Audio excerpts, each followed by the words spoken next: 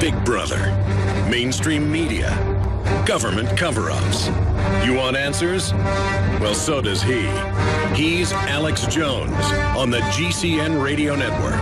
And now, live from Austin, Texas, Alex Jones. Absolutely no doubt now, things in Ferguson and the rest of the country are going exactly as we predicted they would if this was indeed a psyop.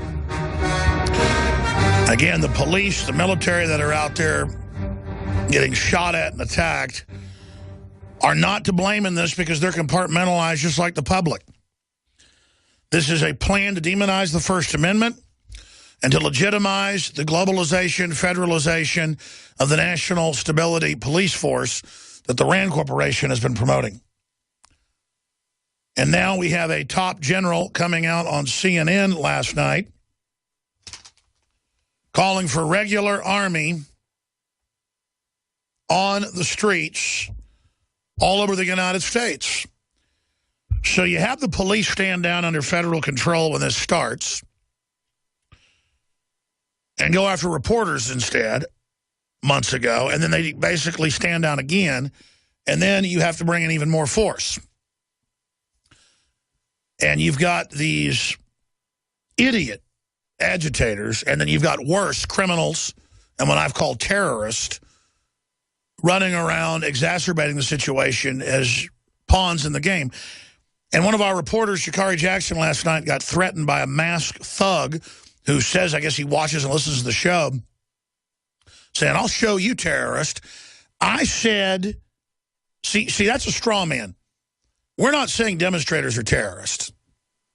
We're saying people shooting at firefighters, trying to put houses and churches out, like Mr. Brown's church that got burned down. When you, for pure fear and intimidation, shoot at people, 2 FBI agents have been shot, 2 cops have been shot, an innocent man was killed in his car, burned down a bunch of stuff. The people doing that are engaged in terrorism.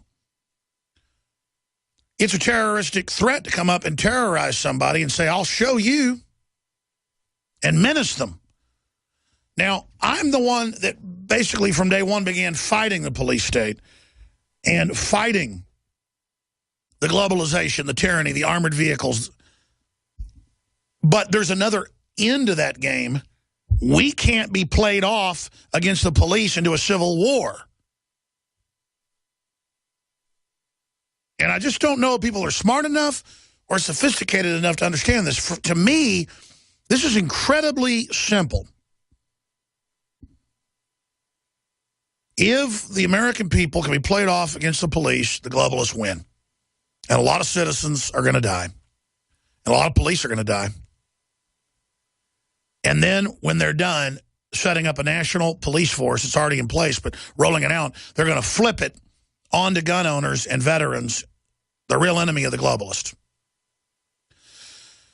By the way, 4 months ago on July 17th, U.S. Army training to fight black Americans, Doomsday Disneyland facility uses practice ground for civil unrest. Paul Joseph Watson with a special video emergency report I issued saying they're preparing for race war in America and for the media to stir up incidents to cause mass rioting. And the regular army, which now on CNN, in fact, I had it in the stack and I can't find it. Reprint me the headline, General calls for regular army on streets, instead of trying to find it. Thank you. Is now saying that. So let me tell you who's to blame here. It's the National Security Council. It's the United Nations. It's President Obama. It's the people running Northcom are trying to condition us to accept martial law in America. And I'm trying to stop black people being used as a scapegoat and stirred up to be the pawns in this. Now, if that's racist, and if not wanting blacks to abort half their babies is racist, then you better believe I'm hardcore racist. What I am is sick of a bunch of racist black people telling me I'm racist, but I'm trying to help them. I am your host, Alex Jones. We have no guest today other than Sha'Carri Jackson, And, of course, Joe Biggs, who will be landing at about 2:45 and should be in studio with us in the last 30 minutes of the transmission. We went ahead and made the decision to pull him out of Ferguson because it's gotten too dangerous. And plus, now there's new demonstrations and riots breaking out, run by the Democratic Party all over the country. I carefully, last night and this morning, spent hours going in, and anybody can do this, and looking at the signs and photos and videos, and they'll have the group pushing it at the bottom, all of them communist, socialist, environmental terrorist-linked groups, Democratic Party, George Soros, sock puppets. This is their attempt, when their whole agenda of open borders and socialism and world government is collapsing, to use the tragic death of a young black man to try to create race war in this country. By the way, it'd be easy for me to say that now, and you could just say that's my opinion. Infowars.com. July. Let me see. November, October. How many months ago was July? Counting back? 5 months ago? 4.5. U.S. Army training to fight black Americans is the headline. Doomsday Disneyland facility used as practice ground for civil unrest by regular Army. And Northcom for full deployment in the U.S., and every single role player is as black. Oh, they're blacker than Al Sharpton, blacker than Barack Obama, blacker than Jesse Jackson. And we warned you before this Ferguson situation was even on the radar screen, before the media picked it. There's a lot of examples of police shooting innocent black men and women. There are a lot of examples of them shooting Hispanics, whites, or other cops. I mean, there's bad cops out of there out of 2 million police, or 1.5 million. But they picked one where the guy was a thug. The evidence is overwhelming. Where the cop told the truth, the evidence is overwhelming.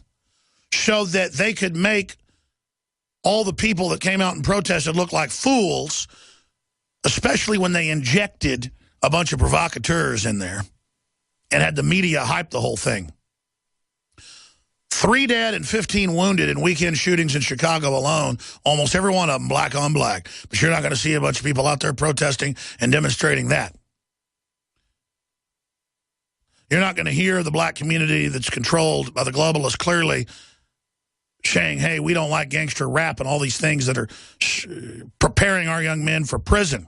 But you will hear Infowars.com with the real Rick Ross and Professor Griff and KRS-One and countless others that actually want everybody to be successful and free in this country, not all of us being played off against each other.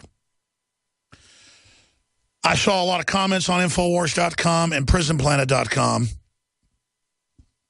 last night and this morning saying, how dare you, Alex Jones, side with the police? How dare you, not support the demonstrators? Let me explain something. Not because I care about criticism, but so you can get it straight in your mind and not be ignorant and not be fooled anymore. Because I'm all about exposing the rabbit trick. I'm all about exposing how this thing works. That's how we're going to be free, is discovering the scams and the frauds and not being a bunch of chumps. All I've called for is not having a civil war.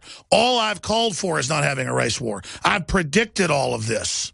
They're trying to do this. You could watch MSNBC every night and see the race baiting and see what they were doing. It's as clear as the nose on my face or your face.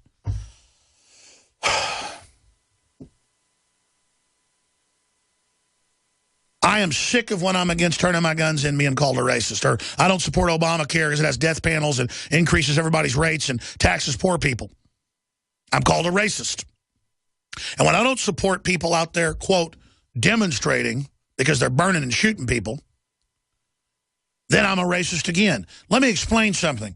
When people accuse me of that, I don't care because I love you and want you to be successful and want you to win and don't want fluoride in your water to brain damage you and lower your IQ and don't want you drinking high fructose corn syrup and don't want your kids eating GMO that kills the honeybees that eat it.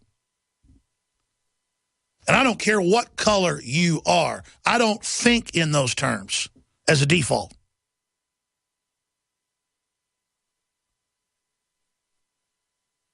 The Trayvon Martin thing had been going on. I'm going to get into all the latest news on Ferguson, but the way this affects InfoWars and myself is a microcosm of everything else, so I'm going to get into it right now.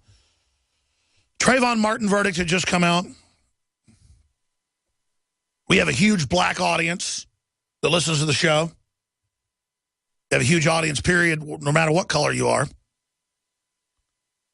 And I had said the whole thing was a psyop, a setup with the Justice Department, and that clearly Zimmerman was an idiot, and he's been proven to be an idiot now, but that he was getting his head slammed in the ground, according to multiple witnesses, 2 of them black, and he feared for his life, so he shot Trayvon Martin. Was that a good thing? No, but you can get no billed by a grand jury, or you can get found not guilty by a jury when there's those circumstances. It means there's reasonable doubt. And suddenly I had a lot of my black listeners mad at me. I don't care. I know I've got integrity. And so believe whatever you want. And so that black lady, I forget her name, poor lady with her kid in the back, is driving around D.C., runs to an Army checkpoint during a drill. They tell her, pull over. She gets scared, like any normal person, drives off, and they shoot her dead. Black and white cops shoot her dead. And in the hour that chase was going on, and we didn't know what color she was, and the hours it took for the news to come out, I said, this is horrible that they killed this woman. And I saw comments all over YouTube and InfoWars going, how dare you, you racist piece of garbage. You only care because it's a white woman. Her race wasn't known. I didn't think, what color is this woman that just got executed by the police? Like they're Checkpoint Charlie in Berlin or something, East Berlin. I just thought, saw a woman being chased in a car. We didn't know what color she was. All we could see is she had dark hair. I was against her being killed. And suddenly there was all this outpouring. We apologize. You care. You're not racist. You're mad they killed a black lady. Well, of course I'm mad they killed an innocent black woman. Then Congress gave a standing ovation to the D.C. cops that cowardly shot her when she wasn't endangering anybody, when they executed her. And Neocon Radio praised her execution. Michael Savage didn't. He's the only other talk show host that saw how sick it was. George Norrie didn't think it was good either, but he's not so much political.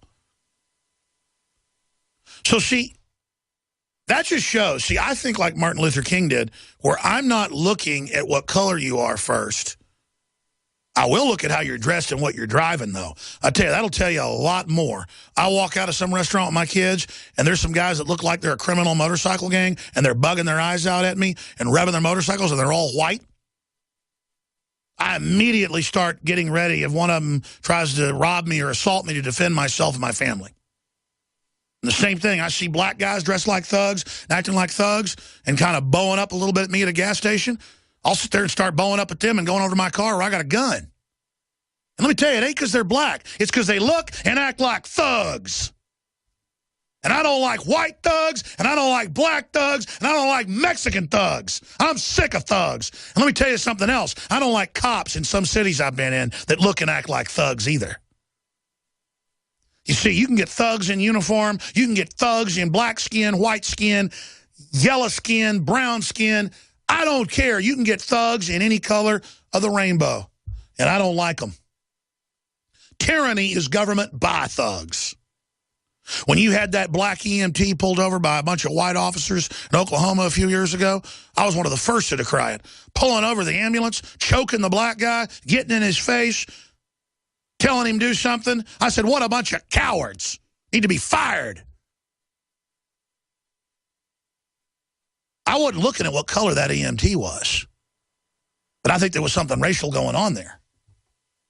Had a woman in the back having a heart attack. Clearly that stuff goes on, but you just can't mindlessly then sit there, despite what the witnesses say, and say, we're going to kill a cop, we're going to kill his family because he didn't get indicted. And then the thugs say, we're going to riot and burn stuff, including Brown's Church and Mexican food restaurants, you name it. Even if they indict the cop, you can't have mob rule in this country.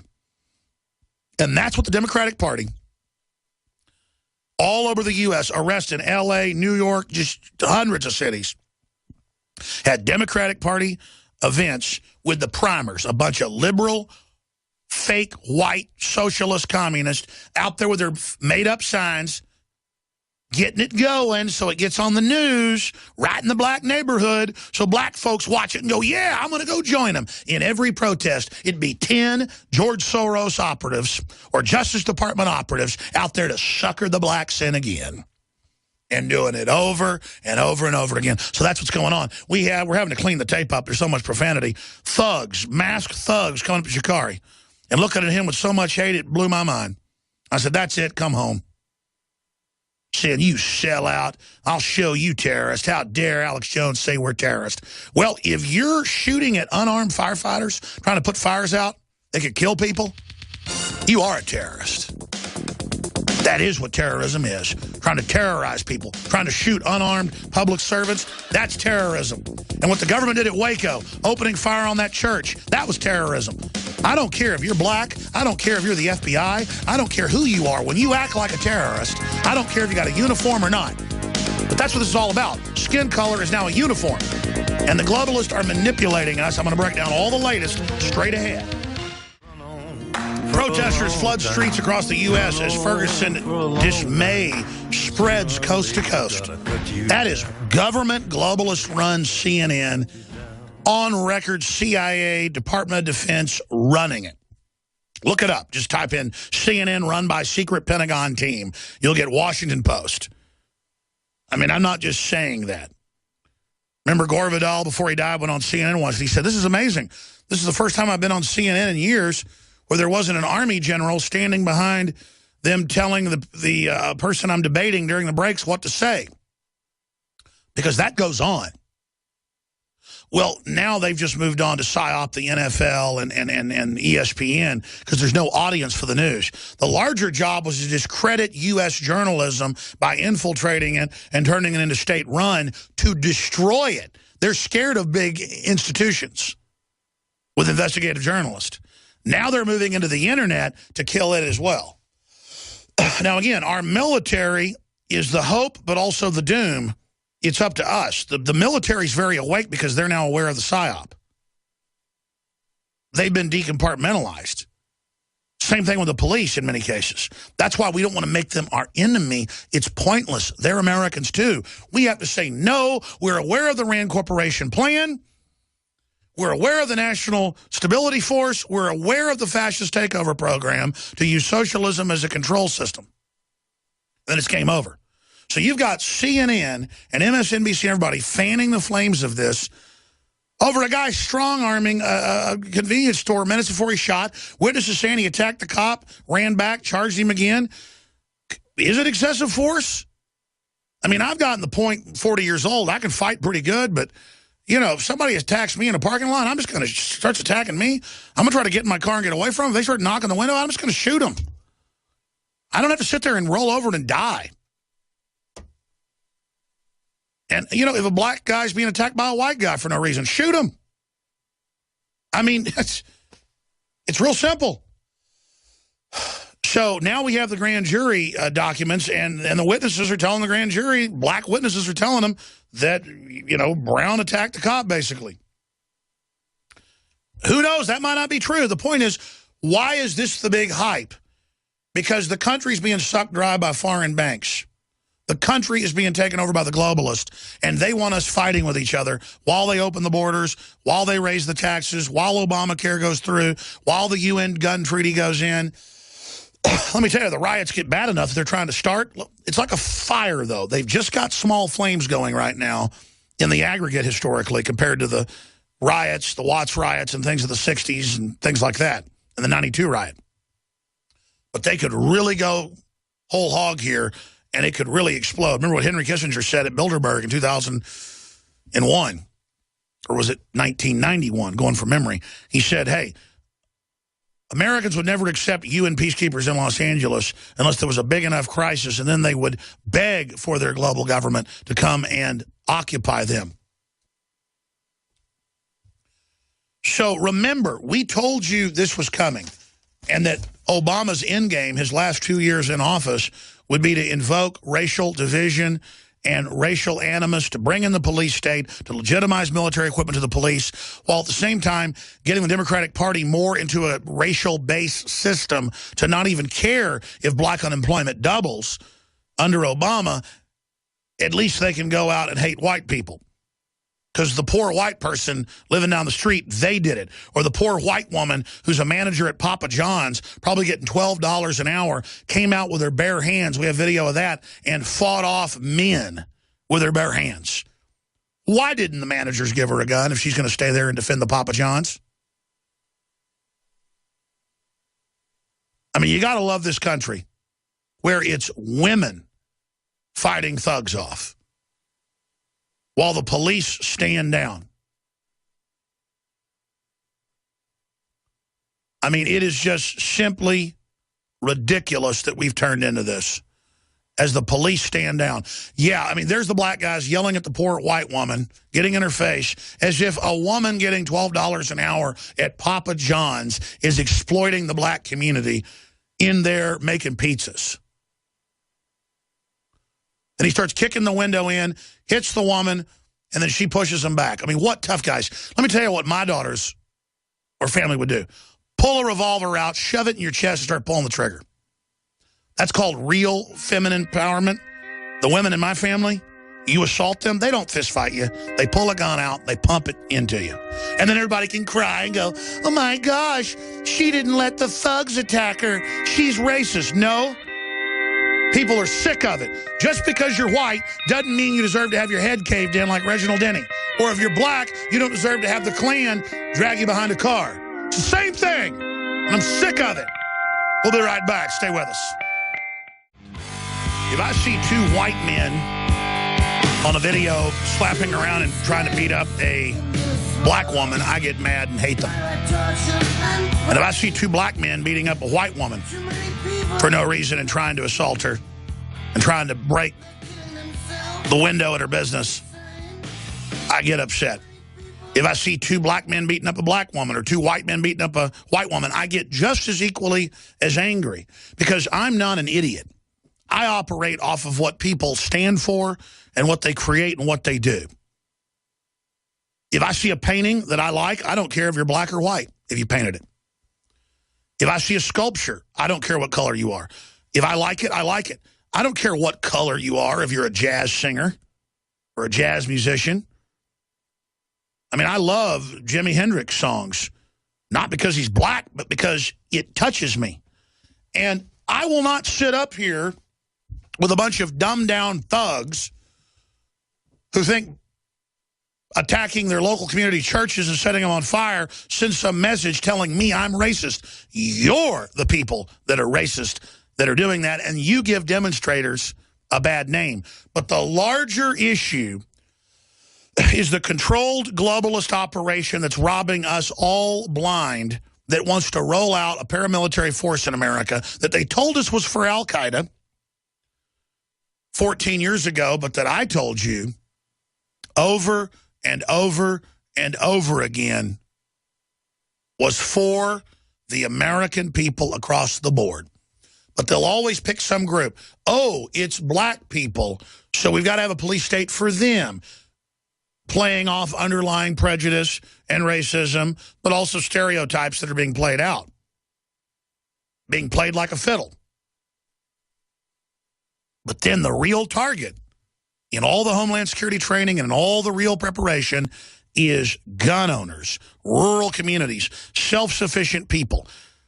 Just like the control system didn't want Native Americans to be self-sufficient and put them on reservations, blacks have been put on reservations, modern plantations.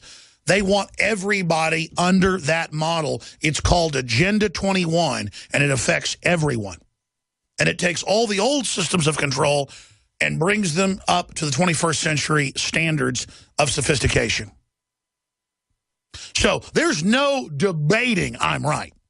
There's no debating we predicted this in spades. There's no debating that everyone's being played off against each other like chumps. And there's no debating what the next phase will be. Remember our articles and special report videos. In fact, we ought to go pull the special reports I did on the nightly news. It's right here in the article. U.S. Army training to fight black Americans.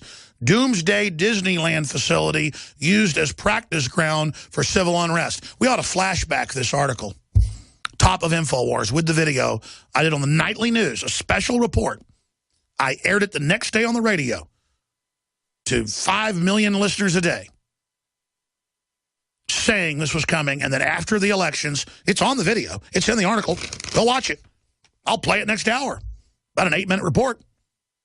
I told you exactly what would happen.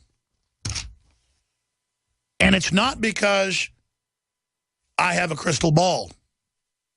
It's because I am outside the box watching the globalists prepare for 22 years. On air for 20. I've had the special forces jump out of the woods and set fires and try to blame them on me. I've been attacked physically and told to shut up. I've gotten the phone calls where nothing shows up on caller ID and they tell you what you just did 5 minutes before. I've lived it. I know what's going on. I know about the FEMA camps. I know about where they are. I've given you the names where you can look them up. The Emergency Centers Establishment Act, the Civilian Inmate Labor Camp Program. They're not called FEMA camps. Chemtrails aren't called chemtrails. They're called geoengineering programs. They play lawyer games with all of you. And I want all of you to be free because my children are going to live on this planet with your children. And if I screw somebody over, it comes back on me. I don't want 52% of black people to never be born, to be butchered. I don't want all the Hispanic girls in Latin America being injected with Gardasil to basically sterilize them. Even though blacks and Latin Americans are being prepared as the enemy for race war against gringos, I still can't give up my humanity. I see the brainwashing. I see the mind control. I see us all being turned into biological programmable robots. I see whites fearful, going with the power structure and the police state out of necessity and fear because they've been wrongfully demonized. Less than 2% of Americans in the South own slaves. Smithsonian Institute, look it up. Most Americans who are white immigrated here, their grandparents or great-grandparents, after slavery. Ireland never had slavery. Irish were slaves in this country and in Ireland. No one even knows about the 1 million Irish slaves in this country. Are we going to have reparations for them? See how stupid this is?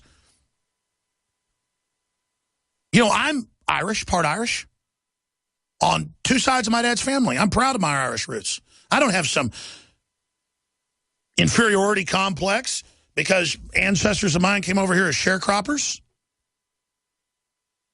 indentured Irish slaves.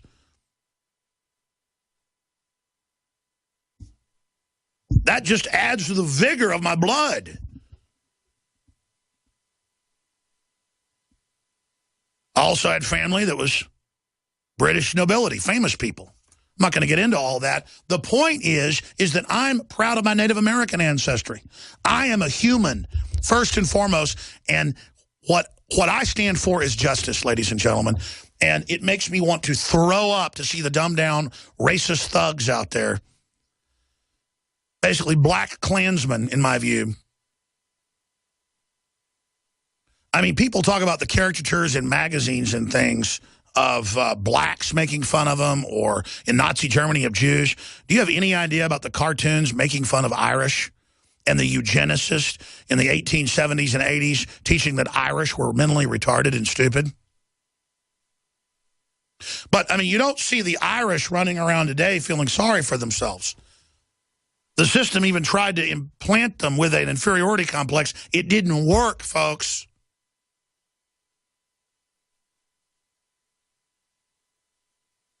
It didn't work.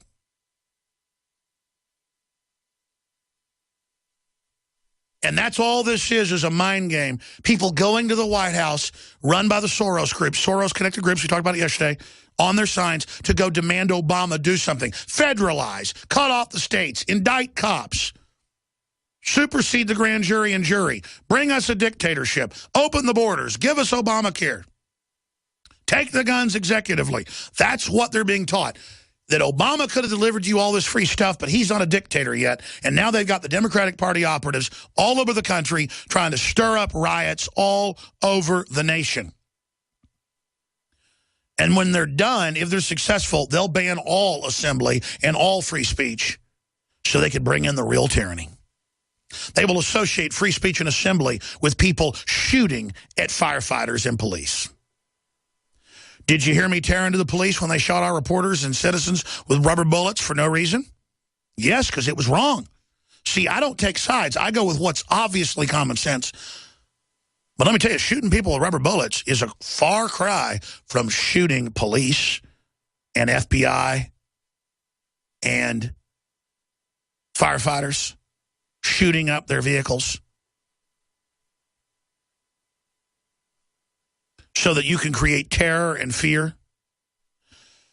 Now, shifting gears out of that, U.S. Army training to fight black Americans. July, 4.5 months ago. Doomsday Disneyland facility used as practice ground for civil unrest. Local police training with U.S. National Guard troops, regular Army, you name it. In fact, Watson, and I don't blame him, he's in England, said U.S. National Guard. They do train, but the video's big Army. It's regular Army. You can see the patches. You can see the insignia on the trucks. Joe Biggs confirmed it. It's big Army. We should probably add that to this article. And he goes over the entire plan and the admissions for domestic resistance, close quote. U.S. Army War College, preparation for insurrection. Now, what did retired general calls for U.S. Army on streets to restore civil order? See, what I'm saying to the folks that are listening in Ferguson, some of them that are mad at us, you're being discredited by people throwing bricks and shooting guns. I'm being discredited in my First Amendment. I'm not going to be psyoped. I'm not going to not see the plan and fall for it. I'm not going to be chumped or gamed or schmucked or conned. I'm not a mark. I'm not here to fail. I'm not here to be a joke. I'm not here to be mindless. I'm not here to be lazy. I'm not here to be stupid. I'm here to try to warn people about the program. CNN, Infowars.com has the video. Retired general calls for U.S. Army on the streets to restore civil order. This is the same general that ran gun confiscations in the high and dry areas, Russell L. Honore, commander of Joint Task Force Katrina across the Gulf Coast that engaged in total criminal action. He now says, put troops, regular troops, on the ground. That's why they didn't pounce on the few people shooting and burning. You could have cops on every street corner. Somebody pulls a gun out, starts to aim it, you shoot them. Kill a couple of the terrorists, people trying to terrorize, shooting at firefighters. That's terrorism. That's it. And they'll all disappear. Then peaceful demonstrators will be able to have their First Amendment. Didn't do that. You shoot 2 or 3 people setting fires. Oh, well, the police are intimidated by the response. No, they're not. I'll say something else. On average, even if police departments are corrupt, they don't want to shoot somebody in the middle of the street just for fun, knowing the paperwork, the backlash, the lawsuits. You can hardly get cops to do their job nowadays because they're so worried about lawsuits. You know, you think all day they just want to go around dealing with domestic disturbances and pit bulls and crack houses and just white trash meth labs and all the rest of it? I mean, you really think the cops are running around wanting to shoot black people on average? No, they're not. No, they're not. They're wanting to go to the topless bar and try to pick a girl up, I'll guarantee you. I mean, it is just so frustrating. Are they getting money on the side? Or some of them dealing drugs? You bet. Are they pulling people over, writing tickets all day and doing some illegal asset forfeiture seizure? You bet. We'll talk about that all day. But I'm not just going to be maneuvered into a civil war with police in general because the UN and the globalists want that to bring in their Pentagon, Rand Corporation, National Stabilization Force. I have hundreds of declassified public Army War College, Navy War College, Marine Corps War Planning School. It's all linked. A bunch of them are linked in this article. Document, Army preparing to use lethal force against unarmed civilians during full-scale riots in the U.S. Go read the training manual. We actually do real research. We actually know what we're talking about. And now we have this retired general on CNN saying this is the answer. They're going to let this get out of hand. The Democratic Party operatives are stirring it up on every front. You think the globalists care if a bunch of cops and citizens get killed? They love it. What have I fought for at least a decade since I figured this out? They want to stage a civil war in this country. Every preparation is for it. Let's not be idiots. Let's not do it. Let's not be part of it. Let's not be morons. I mean, my gosh, the last 2 weeks I've been doing specials on CIA drug dealing in the black areas to destabilize them, fighting to help these communities because it's a cancer point they're trying to spread. It's not just that I care. It also is self-serving to want people uplifted. But because I don't mindlessly support a bunch of thugs. Is the Jakari video ready yet? Have we bleeped all the cussing yet? We're pulling it in right now. We'll have it in the next segment. It's unedited on Infowars.com, but I can't hear all these cuss words. Man, I tell you, this is why I can't go to these events. Somebody comes up and starts threatening me, and you better watch it, and I'll show you and all this. Jakari did a great job being restrained, and so did Joe Biggs. Besides, why would you threaten Jakari and bow up to him when I'm the one that said it's terrorist to shoot at firefighters? To create fear. That's the definition of terrorism, is to threaten violence or carry out violence for a political or financial aim. Don't come play basketball at these basketball courts or I'll kill you. That's terrorism. That's fear. That's how the mafia operates. Let's go ahead now and go to this clip of the general. In fact, there's the actual definition. The use of violence and intimidation in the pursuit of political aims. Boom. Now, let's go ahead and go to the general promoting with the CIA operative. By the way, that's declassified. He is CIA, and he's also a robber baron heir. Anderson Cooper, here it is. But I can tell you this, Anderson, if St. Louis can't control this, you know what the next step is, and it's called the Insurrection Act, the same thing they did out in Los Angeles. Now, we're nowhere near that now, but people might want to look at that because that is a statute that's designed if local authorities cannot control and provide civil law inside their cities. Over. So you got the globalists fanning the flames, pushing this, oh my gosh, over and over again, trying to get it going, trying to get the party started. I mean, can't everybody just see we're being chumped here? I told you it was all coming. I gave you all the documents. I told you they're shipping drugs in your community and gave you the proof. The Iran-Contra whistleblowers, the kingpins, all of it proven here. And the same general that confiscated the guns from white people's homes, they didn't go in the black area. They went and looted rich people's houses. The government did. The police went around robbing Walmarts, remember? And we criticized it. When the police are bad, we just look at the facts and try to put the truth out. My job's actually pretty easy. I get so upset sometimes. Absolutely outrageous. Absolutely outrageous. When we come back, we've got the clip of a thug confronting Jakari Jackson and bringing up our broadcast here. Rand Paul, politicians are to blame for Ferguson. War on drugs creates culture of violence. Paul says yes. And then CIA funding thug life gangster hip-hop, which turns people into absolute criminal scum. Burn this bleeper down. Brown Family Church torched in riots. Yeah, burn a black church down. That'll show everybody. And you know what? If you're against burning down black people's churches, why, you're racist, say the black thugs. Disgusting. We got a lot of other world news, from Russia to the economy to the strange tale of Canada's Ebola vaccine and more. It's all coming up on this live eve of Thanksgiving of Jakari getting threatened by a masked goon and others. The unedited video, because we had to cut out the cuss words, is up on Infowars.com and PrisonPlanet.com. We'll air that at 8 after next hour and then start going to your phone calls. There's a new article out in video. Ferguson, carjacking for justice, or burn down a black church for justice. Retired general calls for U.S. Army on streets to restore civil order. Steve Watson. Professor says Mike Brown's sacrifice to racist white God. yeah, right. Ferguson riots, immigration reform, framing coming civil war around race. That's what's going on. Was murdered Ferguson man a grand jury witness? Mass provocateurs confront and threaten reporter in Ferguson. That's coming up. Raw courage. Papa John's female manager defends store from looters with bare hands.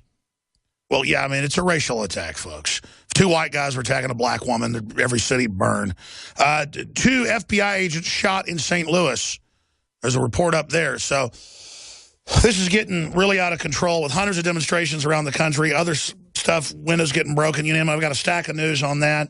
180 protesters arrested in overnight demonstrations in downtown L.A. That's in CBS News. That's all coming up.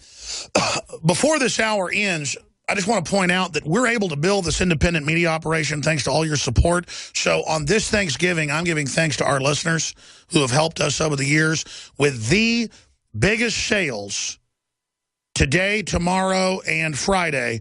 If you go to Infowars.com and sign up at Infowars.com/newsletter, because we're not going to be live tomorrow, we will send out emails with the promo codes for, it comes up to like 40% off Pro Pure. I think it's more than that, but that's tomorrow's special. In fact, will you get them to give me that, because I forgot, since I'm already mentioning that. I mean, these are things we got to go to the manufacturers to get permission to do. Well, over the next few days, we're running the biggest specials on InfoWarsLife.com products. We planned this weeks ago. We've already sold out of about half the super colloidal silver we have, Silver Bullet. I'm still doing this. We already sold out of half of it in a few days. We're still doing this, folks. 20% off. Giving back pre-Black Friday specials. We will have specials today, tomorrow, and Friday on key InfoWars Life products and InfoWars gear. Starts today with the sold-out Silver Bullet, now back in stock. We could sell this limited amount for full price or more, but we're giving back to listeners and slashing it by 20% and giving free shipping on top of it. Did you hear me? Free shipping and 20% off. That comes out to about 40% off, okay? Listeners can now try InfoWars Life products like Silver Bullet to prepare for the most dangerous season of the year. And even with all of these discounts, you're still supporting the InfoWar to keep us going for another 20 years. Specials today, 20% off all silver and free shipping. Free shipping. Super Prep Pack, Silver Bullet and Survival Shield, $15 off combo sale. That's more than 20% off on both. Buy 4 silver, get 1 free on top of the 20% off. So that comes out to like 40% off. It's all available at InfoWarsLife.com or by calling toll-free 888-253-3139. And we set this up to only run it for 24 hours, each special, each day. I've already told them we're going to run this for a couple days or until it all sells out. And again, they can't keep colloidal silver on store shelves. We've gone out and gotten the best in the country, private labeled. They're the supplier of the biggest organic store in the country who sells it for $5 to $10 more, depending on their sale. We already have it at the lowest price with 20% off and free shipping. Silver Bullet, I predict it'll sell out in 24 hours. We won't have any more for months. But that's the way it is. InfoWarsLife.com or 888-253-3139. There's a bunch of other specials. When you call, they can answer your questions. 888-253-3139. All right, second hour. A ton of news. A bunch of other news we haven't covered. Your phone calls and more. Tell your friends and family to tune in right now. We had some amazing callers yesterday. The InfoWars Nightly News crew did an incredible job. 4 hours of live transmissions with our reporters on the ground. David Knight, of course, Leanne McAdoo, the folks behind the scenes like Marcos Morales and Darren McBreen just did a fabulous job. Everybody did such a great job here in our little operation that we're trying to expand. If you just joined us, unfortunately, what we predicted is coming true. Globalist criminals inside our government, the same ones that are funding Al-Qaeda and ISIS, are trying to destabilize the U.S. and create racial division and balkanization as a pretext for federalized crackdowns. But the feds themselves have been seized by the globalists. And they are running a system right now they're establishing a system right now of legitimizing the rollout of this program. Do you agree with me? Do you disagree? I want to leave the phones up for the first round, just the first 5-10 calls or so. Not for first-time callers, not for free-for-all, but for Ferguson residents or others that disagree with my coverage and our angle, our analysis. I don't see how, if you're being honest, you could disagree with me and just play the trump card that's been so overplayed it's worthless of calling me a racist. For pointing out the Democratic Party and the news, CNN, MSNBC, are promoting violent demonstrations to demonize the First Amendment, create balkanization, and a pretext for crackdown. With protests popping up all over the country, with people smashing out windows to then associate protesting with that. We're going to play the Sha'Carri Jackson confrontation that we've bleeped out. Masked thugs confront, threaten reporter in Ferguson. I'll show you a terrorist, rioter, told reporter.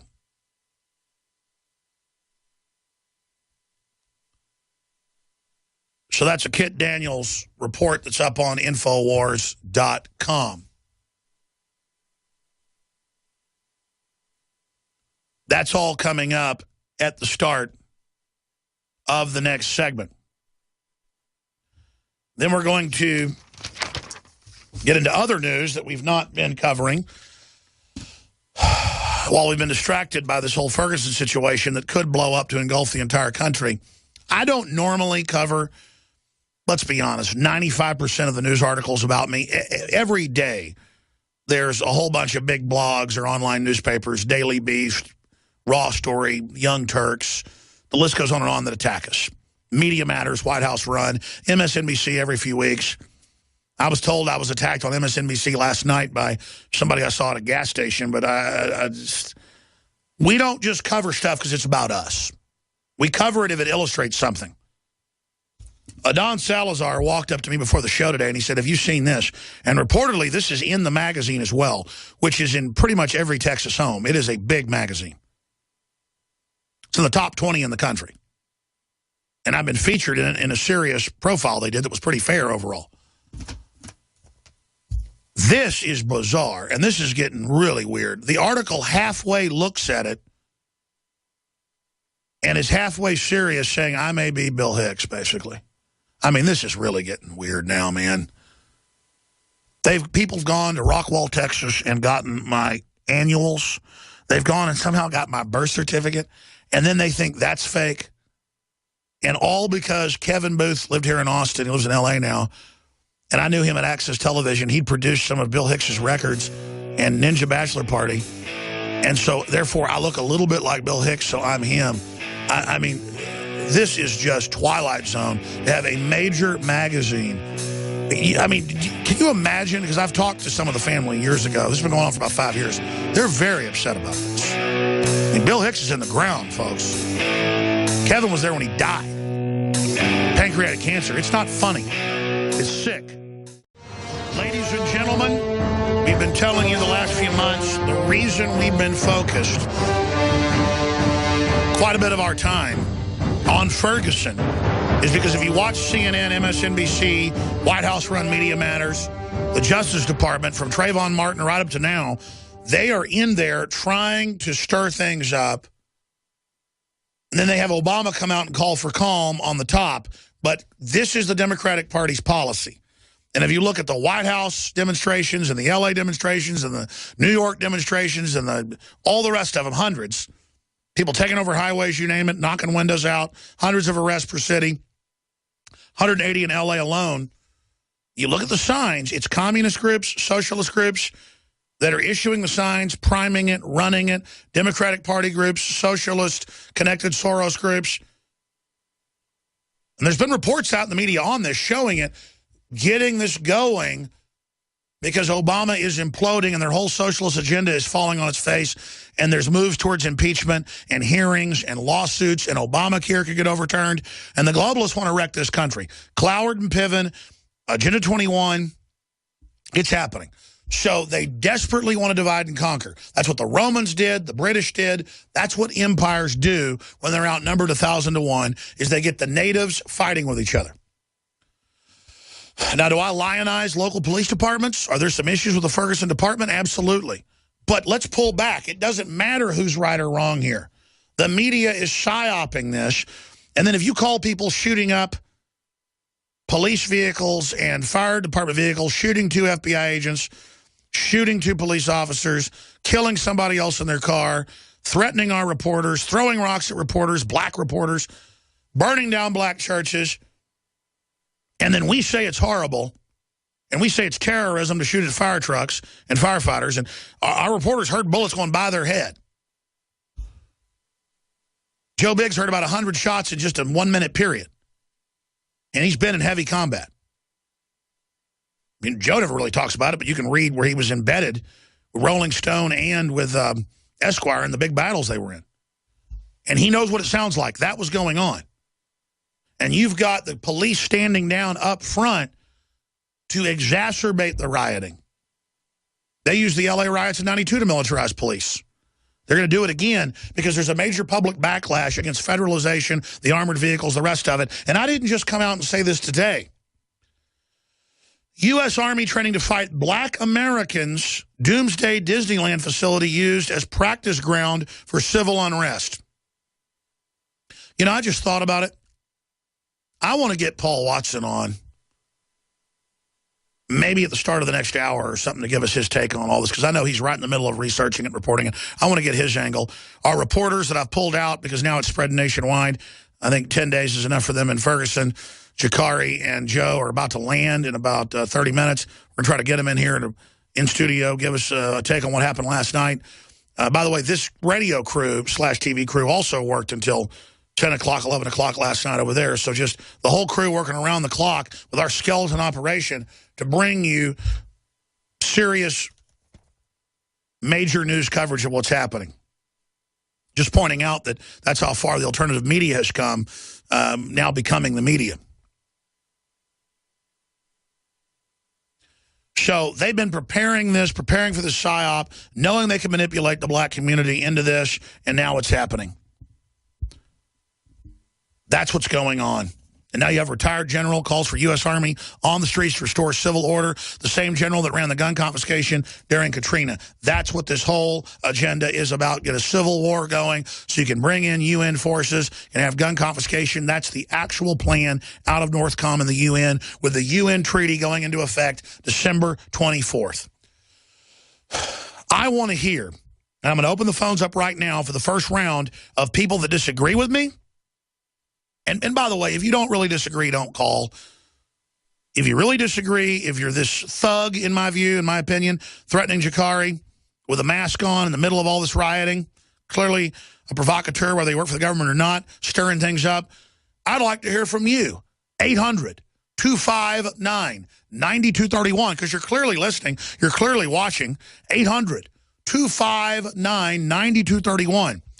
But at the bottom of all this, socialist and communist ideology is about a violent overthrow of the disenfranchised underclass. But if you got a big, rich middle class, people won't want to be part of that system and stand in line to get their sausages and their potatoes like in the Soviet Union. They won't join with socialists. So you got to bankrupt the country first, and that's what shutting our power plants and shutting our jobs off and raising our taxes and all the regulations are about. While Obama and Al Gore and the rest of them own stock in the Chinese companies who got real Chinese slaves working in them. It's all a big scam to bring the country down, to conquer it. So here's the toll-free number, 800-259-9231. 800-259-9231. 800-259-9231. You can use that Obama phone to call right in here and tell me how I'm wrong. Tell me how I'm a racist. Tell me how Brown was sacrificed. The article's on Infowars.com. Professor says Mike Brown sacrificed to racist God. Robbery suspect sacrificed the god of American whiteness. Oh, is that why the U.S. government brings in as many non-Europeans as they can? There's a white power thing running things. According to the associate professor of religious studies at the University of Pennsylvania, Athena Butler, robbery suspect Mike Brown was sacrificed to the god of white supremacy. Yeah, right. Butler imbues her diatribe against a racist white America with religious overtones. Yeah, because the cop wanted to have to basically lose his job now, and he wanted to be hunted and hated and go through all this. Yeah, I'm sure that's why he did it. No, it's because he got beat up and was being charged again and was scared. No one should be surprised that Darren Wilson was not indicted by the grand jury. Prosecutor Robert McCulloch, that's how you say it, played a role of Pontius Pilate. Oh, see, Brown was Christ figure, folks, strong-arming people for cigarettes or cigars, washing his hands and Darren Wilson's hands of impunity. While the sacrifice, Michael Brown, was deemed worthy of death because, in Wilson's words, he looked like a demon. Well, he looks like a demon in some of his gangster photos. He got his stepdad saying, burn everything down. I mean, man. Wilson even uses the sacred instrument to complete his sacrifice to the god of American whiteness, the gun. Really, Mao Zedong said political power goes out of the barrel of a gun. I'm trying to get guns into people's hands so they can protect themselves regardless of their color. And then it just goes on from there. Let's go to this piece, this clip, raw footage, actually, of Jakari Jackson last night during live coverage with someone approaching up, who I think's a thug, with a mask on, saying, I'll show you, terrorist, implying that we said all protesters are terrorists. No, we said people shooting at firefighters. That's an act of terrorism by any stretch of the imagination, and I stand by it, and I'm proud of it. Let's go to the clip.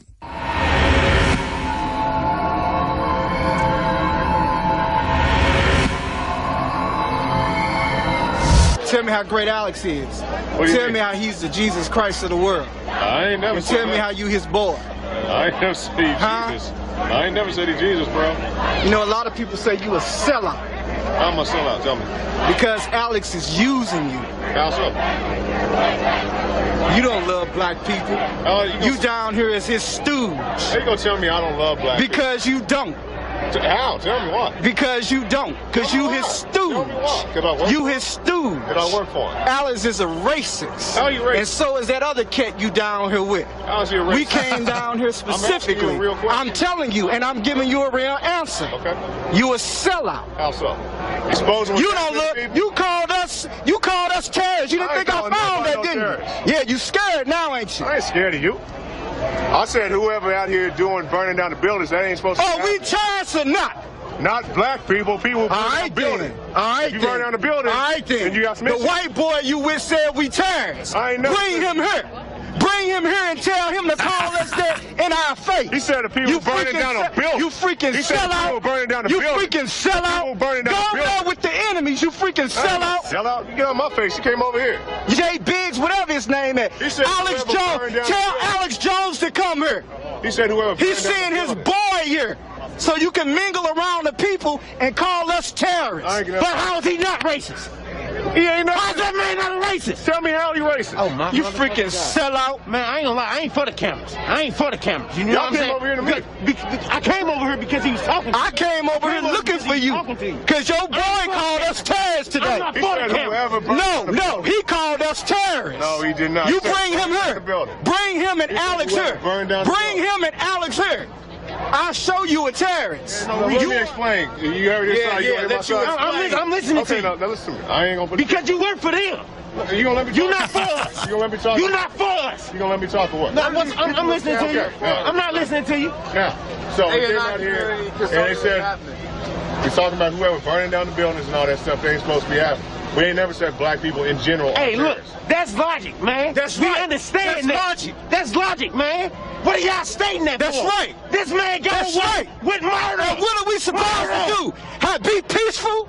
What is burning? What's Bring him here. What's breaking into Bring him here. Gonna do If I kill and rape your sister, what am I gonna do? Do you want me to be peaceful? If I kill and rape your sister, do you want me to be peaceful? But I don't want you breaking the Boost Mobile store. Am I charged or am I responding to what I did to your sister? If you want to respond, talk to the police. I'm asking you, if I rape and kill your sister, Talk to the police. do you respond to me with peace or not? They shoot us. All right then. All right then. Boost Mobile did not Good shoot pause. Michael Brown. I'm not. Don't get off the. Back it up 20, 30 seconds. This guy, demonstrator out there with the other rioters, I don't know if he's involved in anything, probably not. But he's certainly angry, and he's probably been a listener.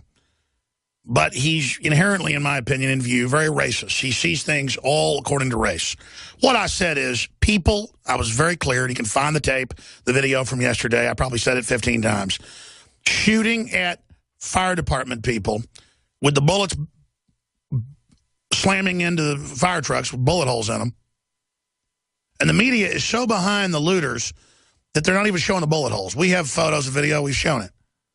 Burning down Brown's church, attacking Mexican food restaurants, attacking a white lady at Papa John's who makes $12 an hour.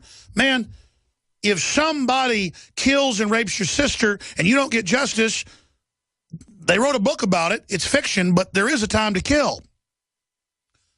Let me tell you, somebody kills somebody in my family, and I know they did it, and I saw them do it, and they get away with it, there'll be some justice. Don't you worry.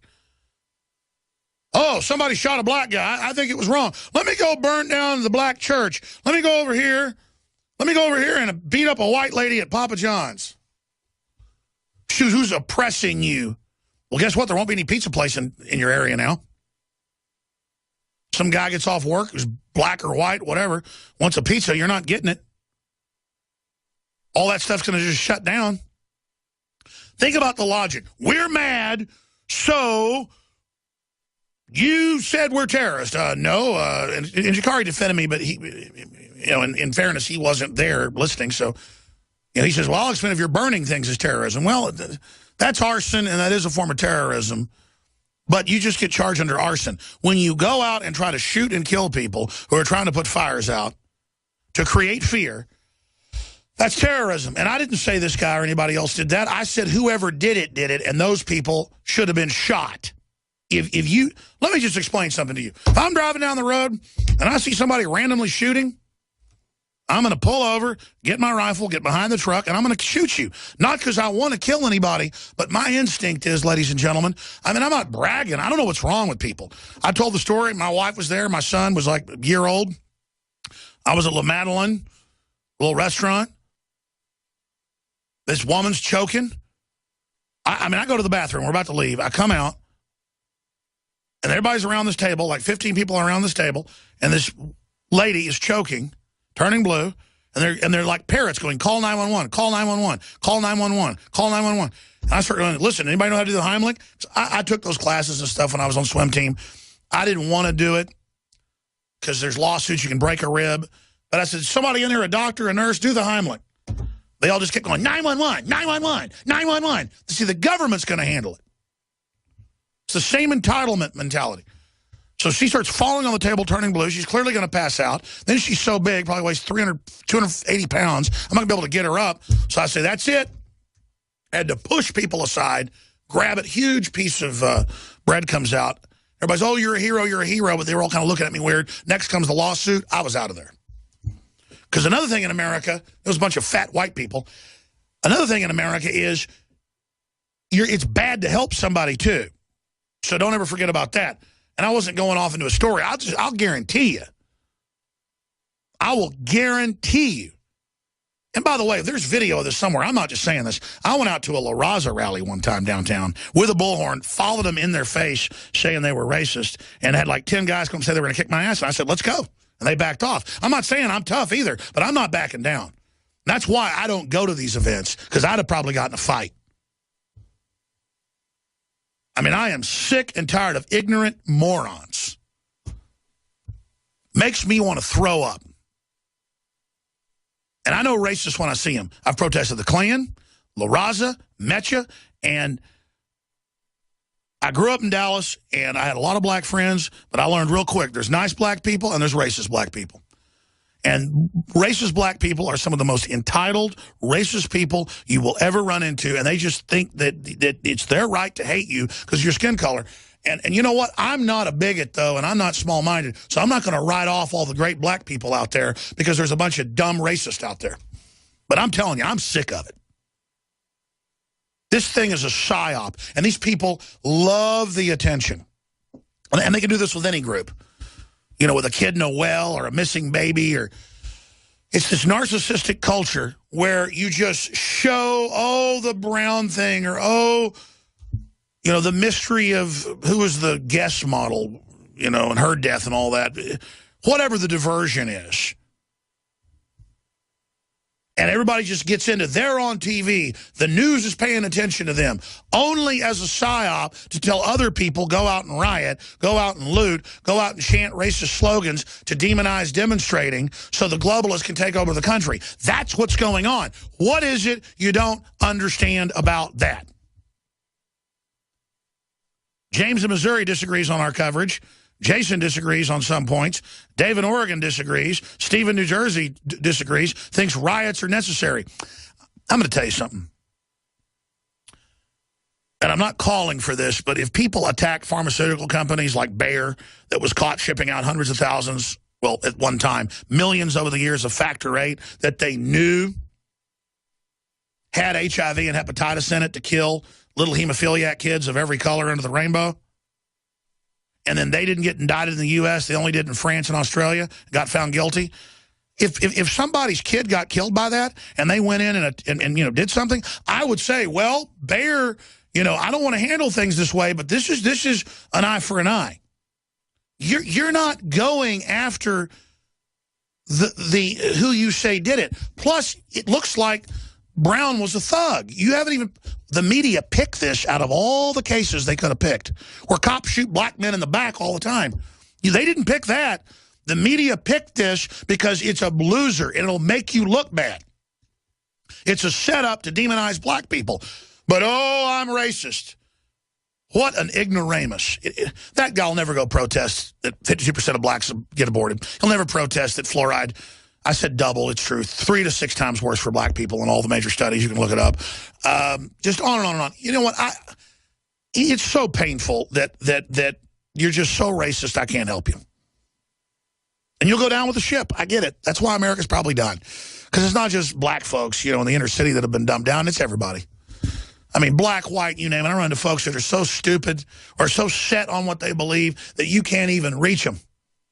And it makes me want to throw up. Let's go back to the rest of the confrontation, and then we're going to go to break and come back with the folks that disagree with me. Here it is. Do you want me to be peaceful? If I kill and rape your sister, do you want me to be peaceful? But I don't want you breaking the Boost Mobile store. Am I a terrorist, or am I responding to what I did to your sister? If you want to respond, talk to the police. I'm asking you, if I rape and kill your sister, Pause again. talk to the police. If I rape and kill your sister, will Jakari then go and attack the Papa Johns? I mean, that'd be like if somebody raped my sister and then I went down the road randomly and just found somebody else to blame. I mean, it's crazy. It's crazy. You're crazy. Let's go back to the clip. You respond to me with peace or not? They shoot us. All right then. They shoot us. All right then. Boost Mobile did not shoot Michael Brown. Don't get off the subject. Don't get off the subject. Don't get off the subject. You better get your fingers out. You are a guest. Remember, you are a guest. The subject is that this man got away with murder. Yes. That's in the way that the youth express their feelings, they right. There he is. That's the one who called black people. You ain't called nobody no terrorist. I never said that. Yes, you did. You ain't never said it that. today. No, you didn't say that. No. You didn't say that. No, I said the people. I said the people who are burning down buildings. As long as you denying it. No, I said the people who burned down the community. Go. That was horrible. Go. You ain't supposed to burn buildings, bro. Go. Let's hit pause right there. I also love how folks always attack you, and if you speak out, you go, don't censor me. When they're attacking you, your speech is now censorship. Or go, get out of here, which is clearly, you know, get out of here or I'll show you terrorist. Get out of here or I'll show you terrorist. In my view, that's a terroristic threat. trying to violate Joe Biggs' First Amendment as a citizen and as a journalist, violating our rights. And that's what you're there. You're there to spoil the First Amendment. We're going to come back and finish it and go right to your calls. Oh, my gosh. I tell you, that guy's really lucky that Jakari... Oh, by the way, I didn't hire Jakari because he's black. I hired him because he's smart. He submitted one of the best videos and won a contest. And he just does a great job. And it's just, believe me, if I could hire 5 more people like him, I would. I don't care what color they are. Unbelievable. Yeah, don't give him any merits that he's a good reporter. Just say it's because he's black. We're on the march. Unbelievable. The Empire's on the run. Unbelievable. Alex Jones Programmed and for the failure is what GCN you Radio are. Network. You know why I hired Joe Biggs and Jakari Jackson? Because both of them have courage. Both of them have stood up for the First Amendment. And both of them I knew would make great team members at InfoWars. And we look down the road as we get more funding, hopefully, to hire 5 or 6 more reporters, more camera people, more video editors, more journalists, more researchers. That's what we're trying to build here. And we are simply promoting the basic ideas of freedom. I'm going to calls that disagree with me after we talk to James, Dave, Jason, Steve, Mac, and others. We'll keep taking calls. We've got open phones. We may end up having Jakari and Joe in studio towards the end. If their plane gets back on time, if they get to studio, if they can get over here to the offices. All of that is coming up. I want to go to your calls, but first off, let's finish the video where Joe says, "Easy, ninja," to the guy with a mask on. The guy really gets in his face and says, "Go, go, go." And it said earlier, you know, "I'll show you, terrorist." And it's just total thug behavior. Total intimidation, garbage. And he didn't want to get in a fight with Joe and Jakari. I mean, you know, Joe's a little bit bigger than him. Jakari's a lot bigger. I mean, Jakari's in really good shape. And I just love Jakari said, "I'm not afraid of you." And those guys kind of start backing off. I couldn't see the video because Jakari was shooting it, but I think Jakari probably was getting ready to knock that guy upside the head if he did something. But just really good restraint. Really good restraint by the guys. And I told them, don't go into the crowds. They disregarded what I told them. But, I mean, how do you get mad at them? The good news is all's well that ends well. They got out of there. Now we're pulling them out as of last night. I said, just get back in the morning because if they could get a flight, which they have, because now the feds have had what they wanted, the globalists that run the feds. They're spreading the protest all over the country. They're destabilizing things. They're getting what they wanted. More racial division, more police state, and a diversion for Obama with all of his executive orders and that agenda. And if you oppose Obama, you're racist. Let's go ahead and finish up the clip. The people who are burning down buildings. As long as you deny it. No, I said the people who burned down the community. Go. That was horrible. Go. You ain't supposed to burn Go. buildings, bro. Go. He ain't never said that. He works for Alex Jones. Alex Jones sent his boy out. As a black man, how do you feel about that? I don't like Darren Wilson, but you ain't supposed to break it in the building. Hey. Breaking into that Boots Mobile store is not going to bring But back you my come brother. at me like I broke in the fucking military. I ain't saying that's what we start talking about. That's what you got to understand. Bro, This is the way that they use expressing their anger, man. That's right. You have to look at it. That's why you to aggression. You gotta show people how to fight back. To aggression. That's how you respond to aggression. People are tired. I'm tired of it too. You ain't tired of it. No. Alex sent you out here to investigate and label black people terrorists. Tell Alex to come to the hood and holler at me. Okay, I checked him and his boys. You are. I'll find him just like I found you. I'll find him just like I found you. All right, Chuck, do it, run around to you, man. Well, I'm sure you will. If you ever do, you'll regret it. I said whoever breaking in the building ain't supposed to be breaking in the building. I'll tell you too, whoever you are, I'm not vouching for people breaking in the building. That's what I try to tell the guy. I said, you want to come out here and express your anger, you want to come out here and peaceful protest, that's cool, but what's breaking in that Boost Mobile store going to do to help anything? He said, I didn't break in the Boost Mobile store. I said, but that's what you're talking about. That's what you're out here justifying people breaking into the Boost Mobile store. I didn't say you did it. I didn't say you burned down whatever building, but people aren't supposed to be out here burning down buildings. That's not going to bring back Mike Brown. It's not going to do anything to Darren Wilson. All it's doing is tearing down this community. That's all I said. This dude, whoever he is, is provocateur, tried to tear me down, thought I was about to run from him. I didn't run from him. I said, he said, send your boy down here, and I'll tell him to talk to him. Rip off your mask, I'll tell him to come find you. I'll come find him. So that's what happened. Great job, Jakari. So good. Anyways, Do we have to be played like a fiddle by the globalists? I mean, do we just... I'll tell you, if black people started rioting and going after Planned Parenthoods, if they read where Margaret Sanger said, we'll kill these weeds, we'll hire the Democratic Party to run them, you know, I would say, well, they know who the enemy is. And I'm not saying they should do that. But you've got 52% of black people killed by the loving liberals that are really white supremacists. And instead, if I don't think shooting at, that's what I said, not even the burning, but that borders on it. Arson is obviously a form of terrorism. But when you shoot at firefighters, I mean, come on.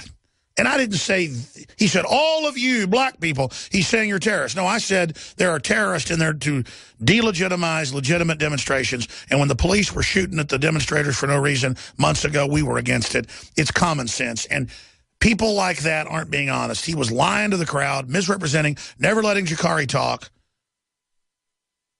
Very suspicious is all I can say. He had talking points. And it's just very sad.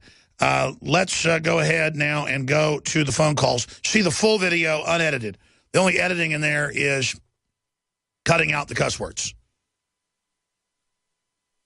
And there's no way to do it in a crowd like that. I mean, you can cut the clear ones out, but obviously back in the background, there's a cacophony of stuff coming out. But let's go to Jason and Ferguson, then Steve, Mac, Dave, James, and others.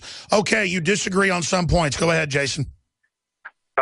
Yes, first and foremost, I want to say that I have mad respect for Jakari. I always looked up to him.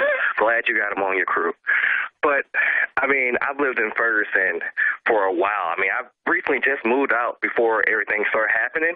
But, man, I've been harassed by Ferguson. I mean, they've towed my car. They've broken my windows. I went to protest at the courthouse, and I've gotten followed by, intimidated by police. I mean, the reality here, Alex, the reason why people are so now. First and foremost, I do not condone any type of violence. No. And I'm in an interrelationship marriage right now, so it's pretty hard right now living here dealing with this because, I mean, we have to look at both sides. But the reality is the reason why you see this is there is predatory police. They have no respect. Not all of them, because I've been helped by Ferguson police as well when my girlfriend was pregnant at the time and I was rushing to the hospital. One guy pulled me over, but he escorted me to the hospital. But just for every good, there's like 10 times more bad things. Sure, but you're missing what I'm saying. Obviously, if the town's 70% black and there's, 3 police officers out of 50-something that are black, I mean, it should be at least half the folks should be black. The problem is they have trouble recruiting, and the police departments admit that. Is there problems? Are the police being trained to be paramilitary? Did they shoot Joe Biggs with rubber bullets for no reason? Absolutely. And so what we're getting at here is there's obviously something wrong in Ferguson. But then you can't give cover, I'm not saying you're doing this, but those demonstrating, to people shooting at the fire department because there might be some profiling and harassment going on. And yes, do they take, because there's thug life stuff going on by a minority of people in the black community, do they then project that on to all black people? Absolutely. But I mean, I watch behavior. And if a black guy or a white guy is dressed nice, they get left alone by police. The few times I've been raggedy when I was younger and doing something, I've had the police pull over and harass me. And it makes you really mad. So I think even more than just driving while black, I think driving while poor. I think, I mean, let me tell you, kids like to dress hip-hop. The police are trained, that means gang-related. So that's why MTV has this hip-hop to prison pipeline, is to get everybody in the uniform that the police, like attack dogs, have been trained to attack. So what I'm saying is rise above it, see the larger PSYOP. Now the PSYOP is winning, training us all to fight with each other. This is a big victory for the globalists, the Democratic Party and others that are helping stir up demonstrations nationwide that are not going to make these communities better. They are going to create more division, in my humble opinion. Go ahead. Yes, I want to say this. Foremost, you know, like I said, I am not a racist. I love all my people, period. But I'm telling you, because of the issues of poor, not even, you're absolutely right, not a race thing, but driving while poor, period. Being poor, period. You get these tickets you can't afford to pay for. You got to get admission to your car. You can't afford to pay. You're constantly getting broke from the system. No, I know. And when you are broke like this, I'm warning all.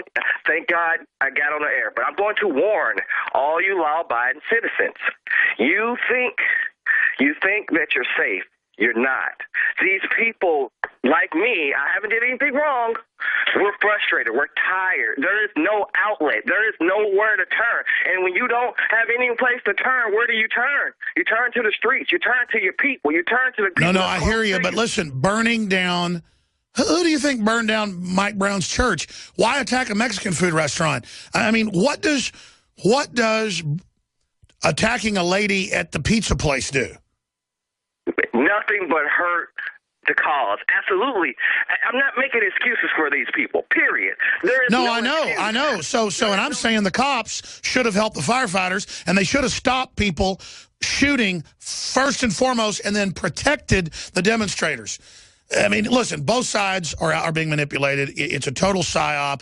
And, you know, I'm sorry to hear what happened to you in Ferguson.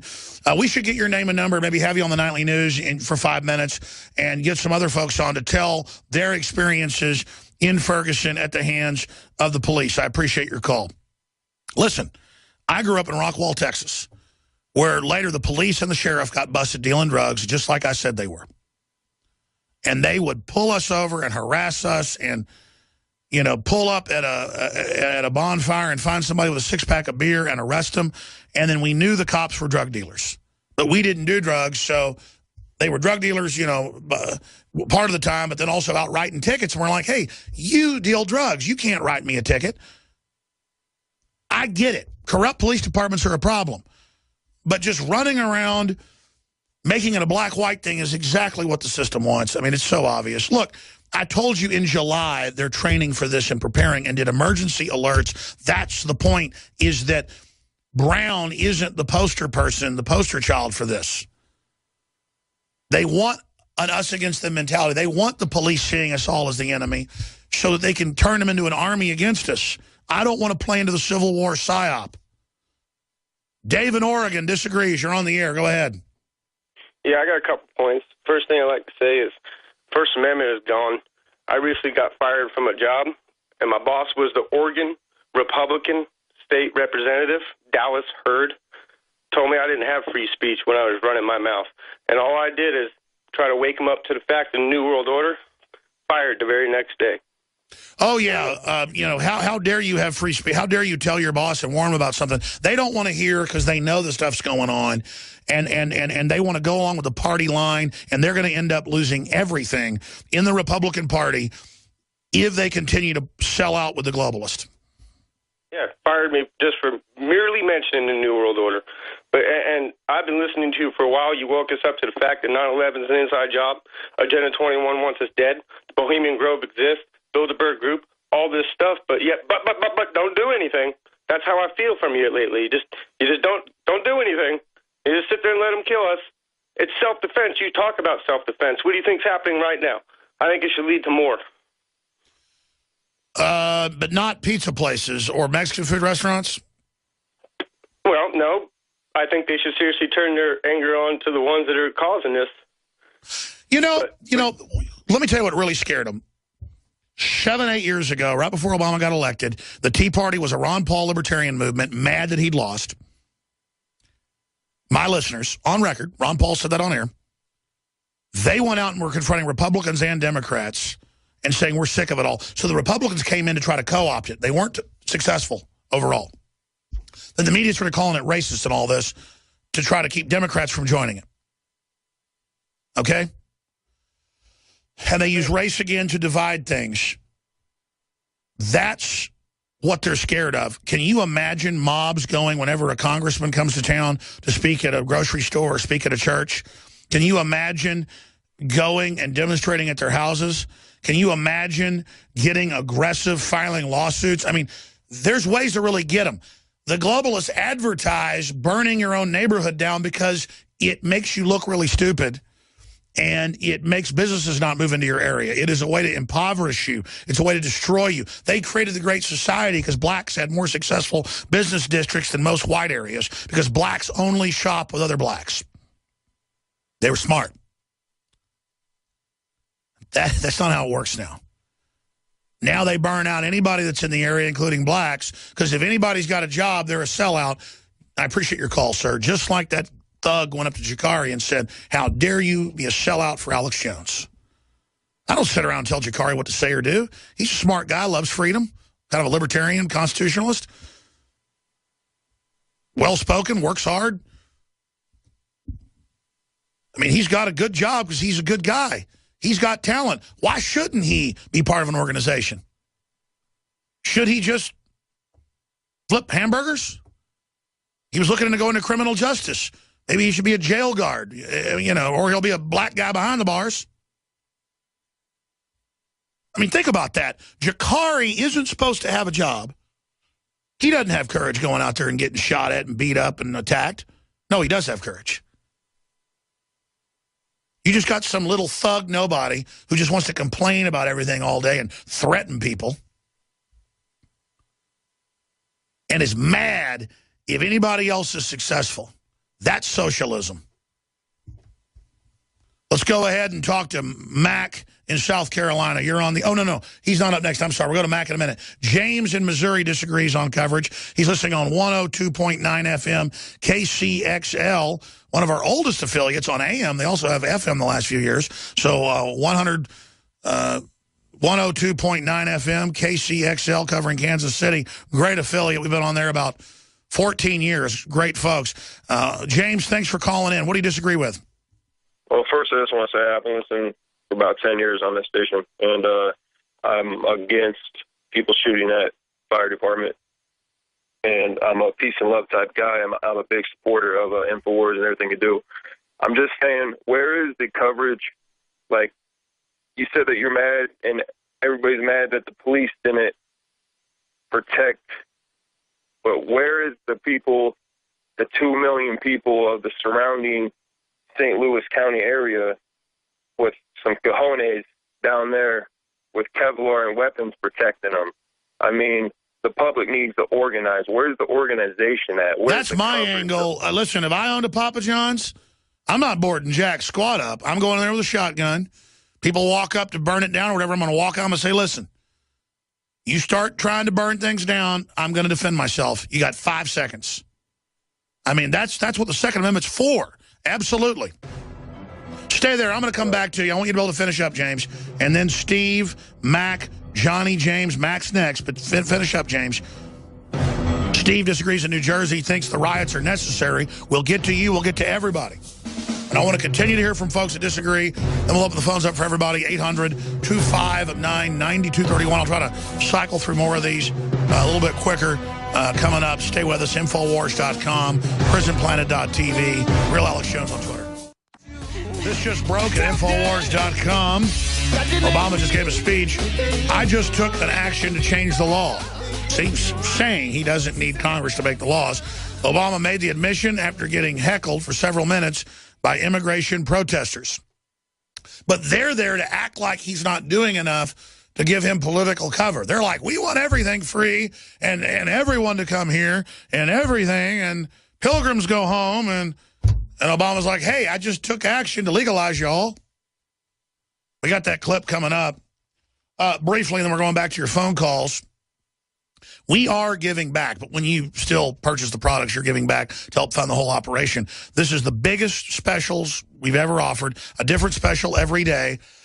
Today's special is 20% off and free shipping of the Silver Bullet Colloidal Silver, super high quality. It's already the lowest price out there, the highest quality.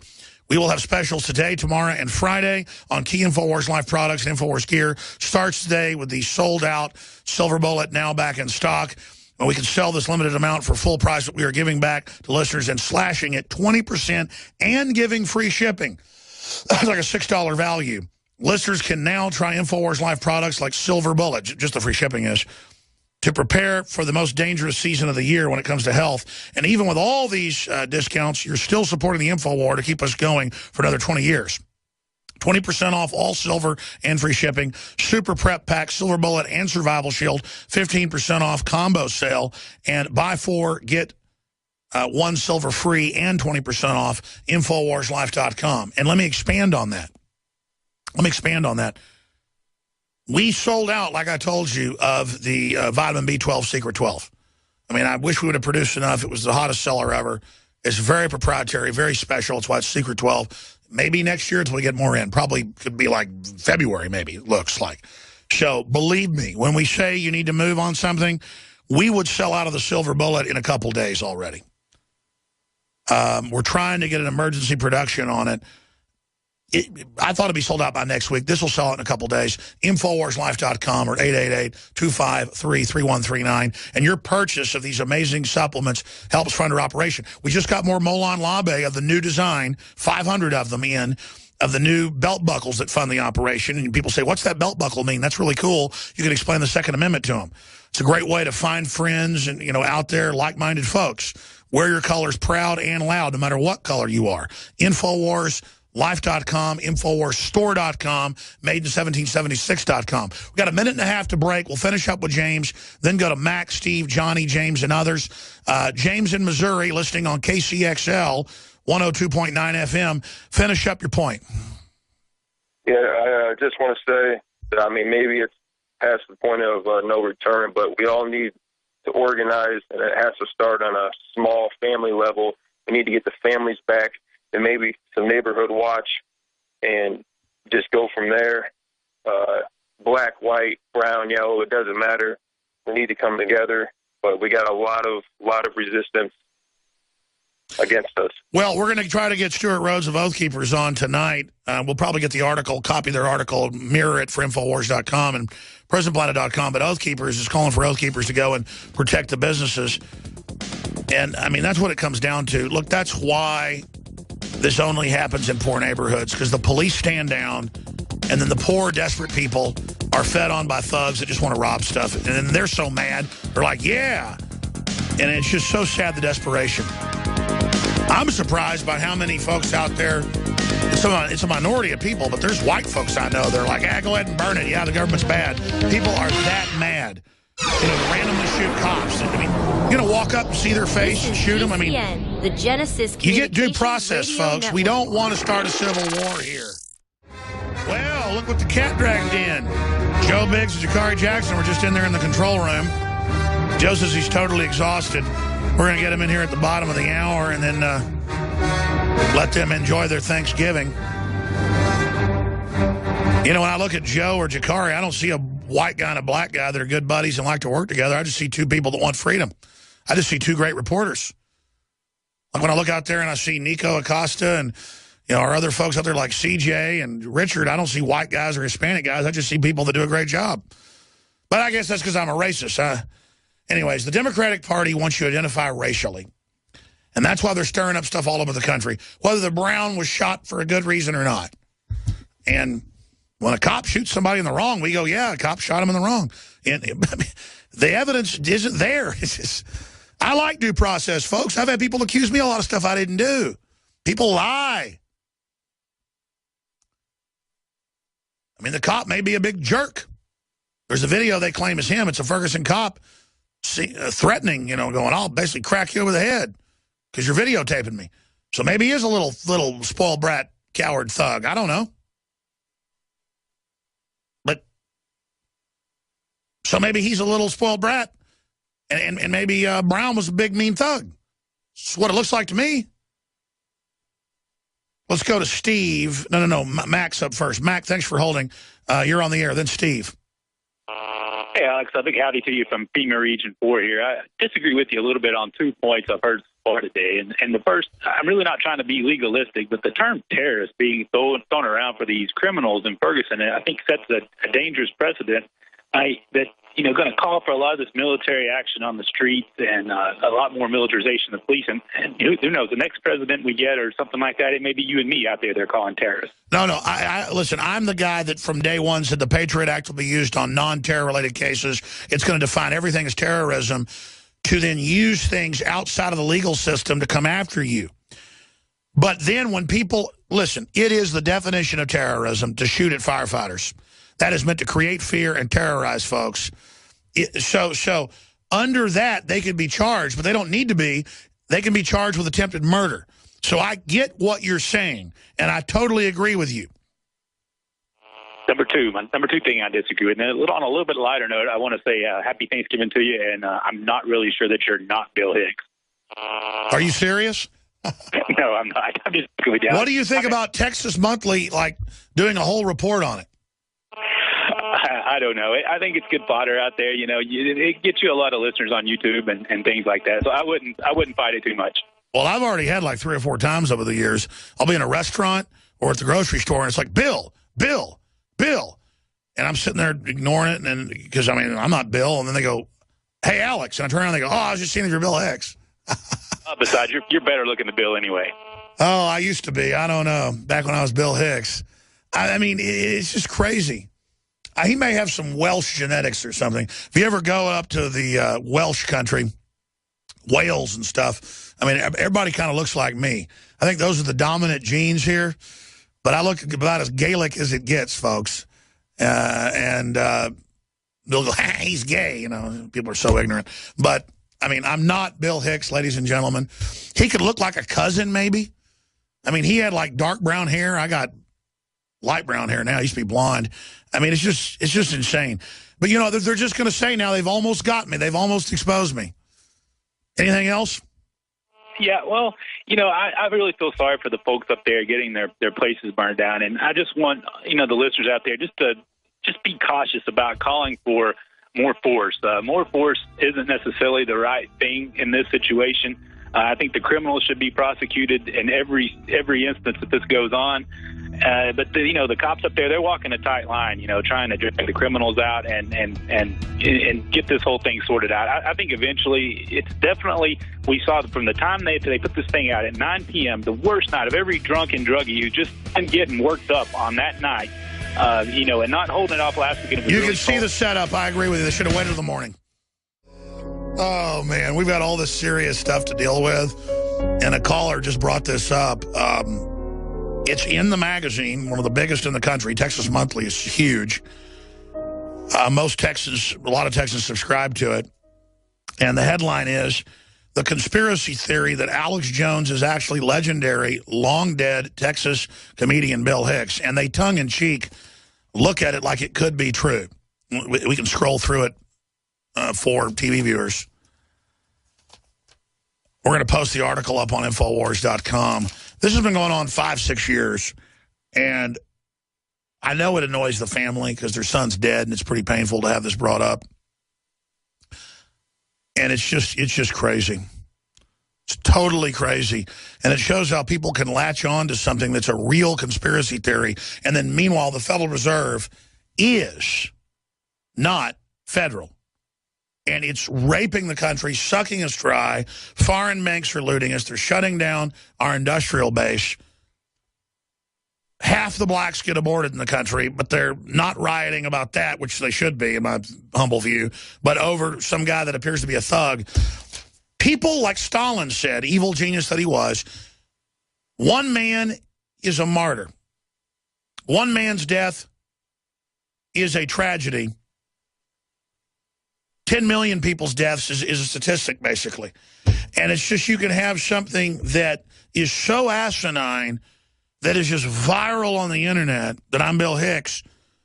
It's like the white supremacists with all this made-up stuff about me, lying about me constantly. It's just crazy.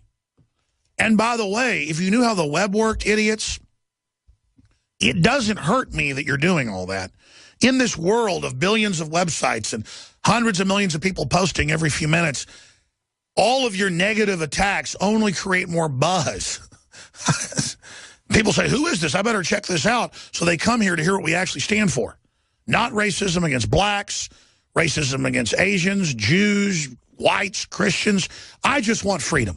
I'm not Islamophobic, but I don't support our government funding radical Islamicists.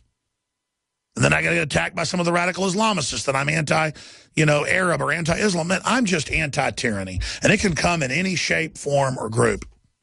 Now, that's where I stand. We told you they're preparing for riots of blacks at the Pentagon training. We show the videos. We show the documents in July in the articles that are up on Infowars.com. Flashback, U.S. Army training to fight black Americans.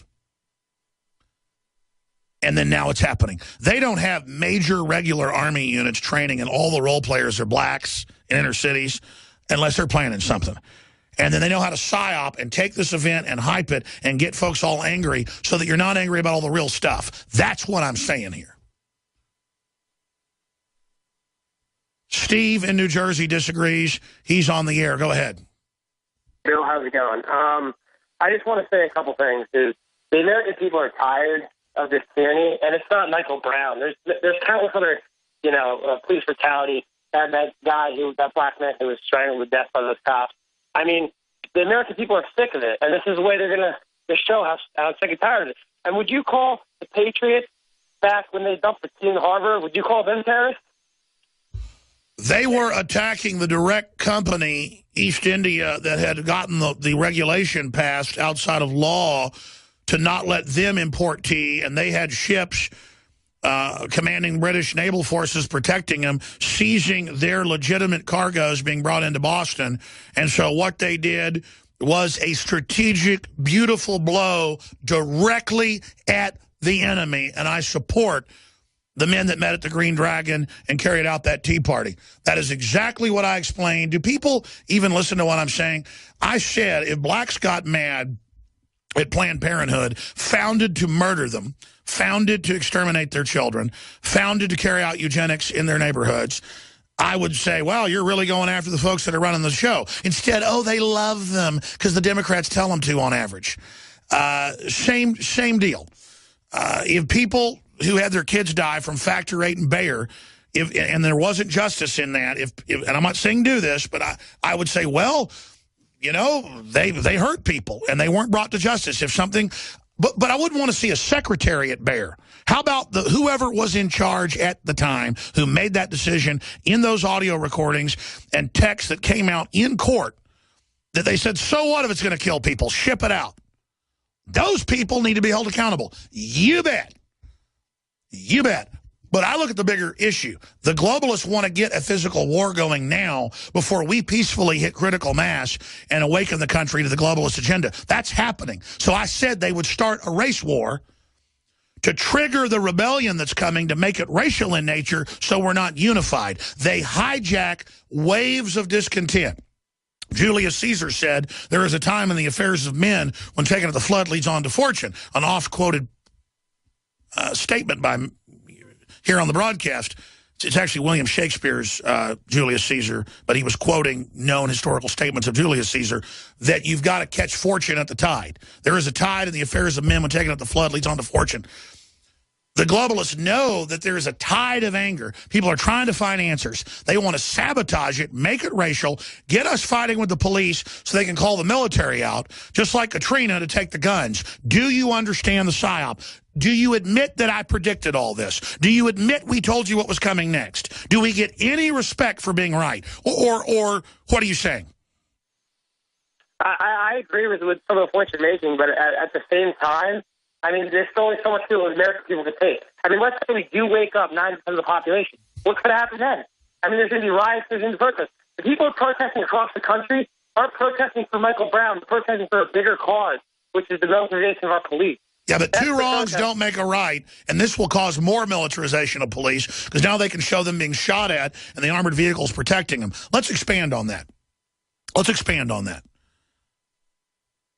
If police, like at Lexington and Concord, start firing first, it's called the shot heard round the world. So at Waco, the feds are all on video in Waco Rules of Engagement, their own videos that came out in trial. And we're going to get more funding. It's going to be fun taking out these kooks.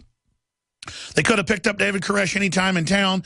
They said all these lies and exaggerations. I didn't like David Koresh, by the way, and studying it, but they didn't deserve to kill those babies, is my point. They went out there to start their war against the American people, kicking it off against a good target, a bunch of religious weirdos in their view, hanging out in some compound. They pull up, they opened fire on record. The Davidians fired back against people trying to kill them, and under common law, that was their right.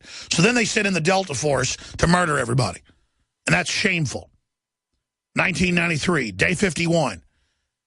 If you had a building full of black people and they were shot at first and they shot back, I would say, even if I didn't agree with whatever weird group they were part of, that they were in the right. That's why I stood up for the Davidians and have and know them well. So, again, you don't, because there's a suspicious shooting by a cop, you don't say, hey, we're going to get your family or we're going to kill other cops from the department. That's not how it works. Anything else? Yeah, I just want to say, like, back when Michael Brown was shot, the protests and riots that followed, they exposed the militarization of police. And even the Obama administration said we need to look at this. So even the Obama administration, who made sure they got the armored vehicles, they had bizarre training with them 2 years before in Ferguson and surrounding areas, they were gauging the crowd. They have computer models of who they think is going to have an uprising. This is a psyop, sir. I understand it's a psyop, but let's give it to them. Let's give it to them harder than they think that they know it's coming. If the rebels would have fired first at Lexington or Concord, we might not have had the moral high ground and lost the Revolutionary War. Do you understand? And I love people out there that have, I see it on the internet. Alex Jones says, take punishment, take abuse. That's what Christ did. That's what Gandhi did. At key points, it destroys the enemy when they are clearly the villain. It's like Obi-Wan Kenobi lets Darth Vader cut him in half. Why does he do that? Because he wants to inspire that next group. People just don't understand how the world really works. Look at Martin Luther King. He's a much greater man because he was nonviolent and was killed. Malcolm X started preaching nonviolence, so they killed him, hoping for uprisings. They want the uprisings. It's in PSYOP manuals that are declassified. I'm an expert on this. But you don't even have to be an expert. You can go become one. I appreciate your call, Steve. I know everybody's mad, but when the Civil War starts and you don't have gasoline or heating and Obama becomes a dictator, they win. And then you're going to celebrate 300,000 dead cops? That doesn't do anything to the globalist. That war criminal, Soros, will still be running around. Johnny in California, go ahead. Yes, how you doing, Alex? Isn't the answer to tyranny 1776? I mean, we look at the Black Panther Party. They did try to do things peacefully, follow the amendments, right to bear arms. They were dismantled by the FBI, COINTELPRO. I mean, you look at if peace is the answer, then why don't we give up our guns now and just everybody lay down and let the next generation That's not the answer. That's not the answer. We get more guns. We get more ready. We educate people. We reach out to the police and military. We wake them up. We don't let us be played off against each other. So we need to fight now. This is the time. Everybody's already organizing now. Everybody's ready to go now. Why aren't you calling for right when I'm going to come back to you after break. This is so important. Don't hang up, Johnny. Folks, this is incredible. They picked a case where the guy was a thug. They picked a case where the system has the moral high ground. They picked a fake Lexington Concord. They picked Ferguson as a psyop. You notice the feds stood down and backed off in the Bundy Ranch because it didn't look right, a bunch of cowboys riding up against guys threatening to shoot them. They backed off there because it wasn't where they could win. This is a rigged deal. Stay there. I'm going to come back and explain it. A lot of people see this as a referendum of police being above the law. So, hey, let's go out and riot. That'll show them. No, that only bolsters the worst elements of the system that wants to control the police. I mean, I look at the board. It says, Johnny in California disagrees. Who was it I was just talking to? I want him to finish their statement. I'm going to go back to Johnny. James disagrees, says Alex is being racist. I'm going to him next. Then Bob in Montana, Richard in Ohio, Victor in California. I wanted people to hear the mentality, though, of folks that are angry. They sound like they're legitimately upset, but at the same time, they just don't have logic, in my view. That attacking Papa John's, you know, a white lady who makes $12 an hour, I mean, does she deserve to be physically punched and attacked? Because she has a $12 an hour job? Or other cops standing, do they need to be shot at? See, they want to get us killing each other. It's so elementary. In fact, cue up for the next segment the James Bond clip from Russia With Love about the Siamese fighting fish. I'm going to try to explain this to people again. I know our general audience understands it. But the police actually were brainwashed that there was no New World Order, no foreign takeover, no police state coming. They now see it happening. They now are the easiest people next to the military to wake up. That's got the globalists worried. So they want to turn us against the police and military so that when Obama comes in with dictatorial decrees, which are already happening, maybe even becoming dictator, they can have their Democratic Party operatives stir up the inner cities, have folks attack the police so they'll go under federal control, begging for troops to come in. Then Obama, who's playing the part of the savior to his own rioters, can roll in as the savior. It's called a Hegelian dialectic. It's very sophisticated psyops. It's very simple at one level, but very sophisticated at another.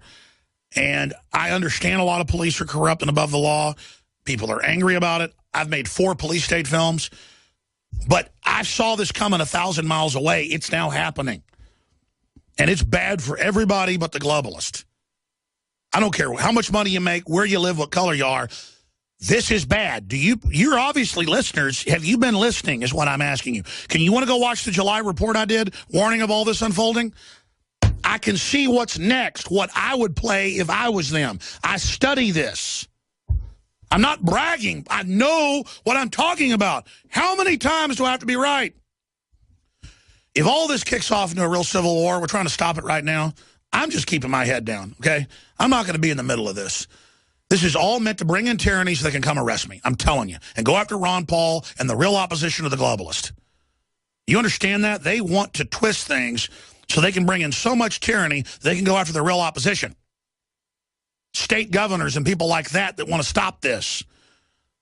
The liberty movement has people everywhere, and the globalists know it and are scared. We're very close to taking the country back. Does that mean it'll be perfect? No, but we're close to getting groups of people in office that don't want to destroy the country, and that's a big improvement. I just got chills. I don't think I'm going to be able to stop it, though. God almighty. Go ahead, Johnny, and finish up. Alex, then why are we not promoting for these people in these neighborhoods? Yeah, not to burn down these buildings and businesses.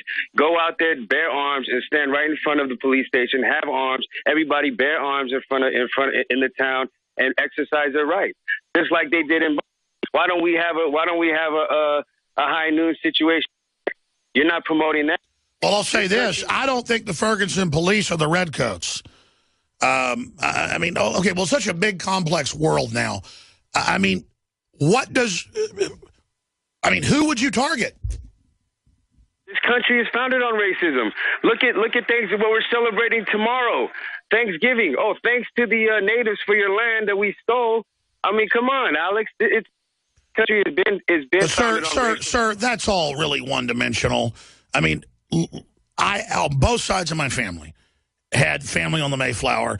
They were religious Protestants that wanted freedom and were looking for something. The Indians were the natives were constantly killing each other, trying to team up with different groups, just like whites were doing in Europe, the same behavior. So I don't lionize the Europeans. I don't lionize the natives and Squanto and the whole 9 yards. And most of the, they had a bunch of expeditions, Jamestown, you name it, that failed where everybody died or got eaten, got killed. So, I mean, to say, look what we celebrate tomorrow, the evil pilgrims, when it's I mean, do you really know what Native Americans did to each other?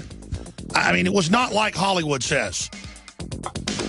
And I get that Thanksgiving's an oversimplification, too. I'm sorry, go ahead. Then why don't we celebrate dinner on September 11th? Because the Americans were killing each other as well. The Americans are killing everyone all over the world. No, I hear you. That's globalists controlling us because we're powerful. Oh, man, listen. We'll be right back. Stay with us. More calls. We got the crew coming in. We're on the Jakari Jackson and Joe Biggs are back from combat. 10 days in Ferguson, Missouri. It's now spreading around the country, just as George Soros, the Democratic Party, have planned. So all they've got is just hoping for an uprising. Classic communist tactic being used by foreign banks. It's worked other places. Why not here? And they've got demonstrations starting up. Then the police can put it down. And then either the police state comes in and they get total control, the globalist, or they actually have a socialist communist overthrow. Then a civil war starts. And then after the police and military are chewed up in a 5-year war, which the RAND Corporation's been preparing for, then they bring in the UN troops, as Henry Kissinger said, and the public is thankful for it. To quote his address in 1991 at Bilderberg in Avignon, France, when presented with this scenario, riot, civil unrest, individual rights will be willingly relinquished for the guarantee of their well-being granted to them by their world government. Henry Kissinger, front page of Infowars.com. The problem is, if most of the country has guns, you can't have total widespread anarchy, even if you order the police to stand down. Hence, take the guns. And this is just disgusting that this is happening. The police were ordered to stand down. They're under federal control. The governor said that. The National Guard was stopped until they could get it stirred up. And now the Democrats are launching all over the country, I guess, for a Thanksgiving surprise. We are joined, and then we'll go to James first, who disagrees and says that I'm being racist. I can't wait to hear this. And then we'll go to Rob, Richard, Stan, and John by the time the broadcast ends. But I'm not just covering this, guys, because it's an interesting story. It's a microcosm into how media works, how psyops work. I'm not bragging again to the audience. Infowars.com. Go to my July 17th special alert TV news piece the next day, Washington article predicting this, because when the big red one, when the standard army is training with role players who every one of them are black and practicing throwing them in FEMA camps during civil unrest, why would there be a big black uprising?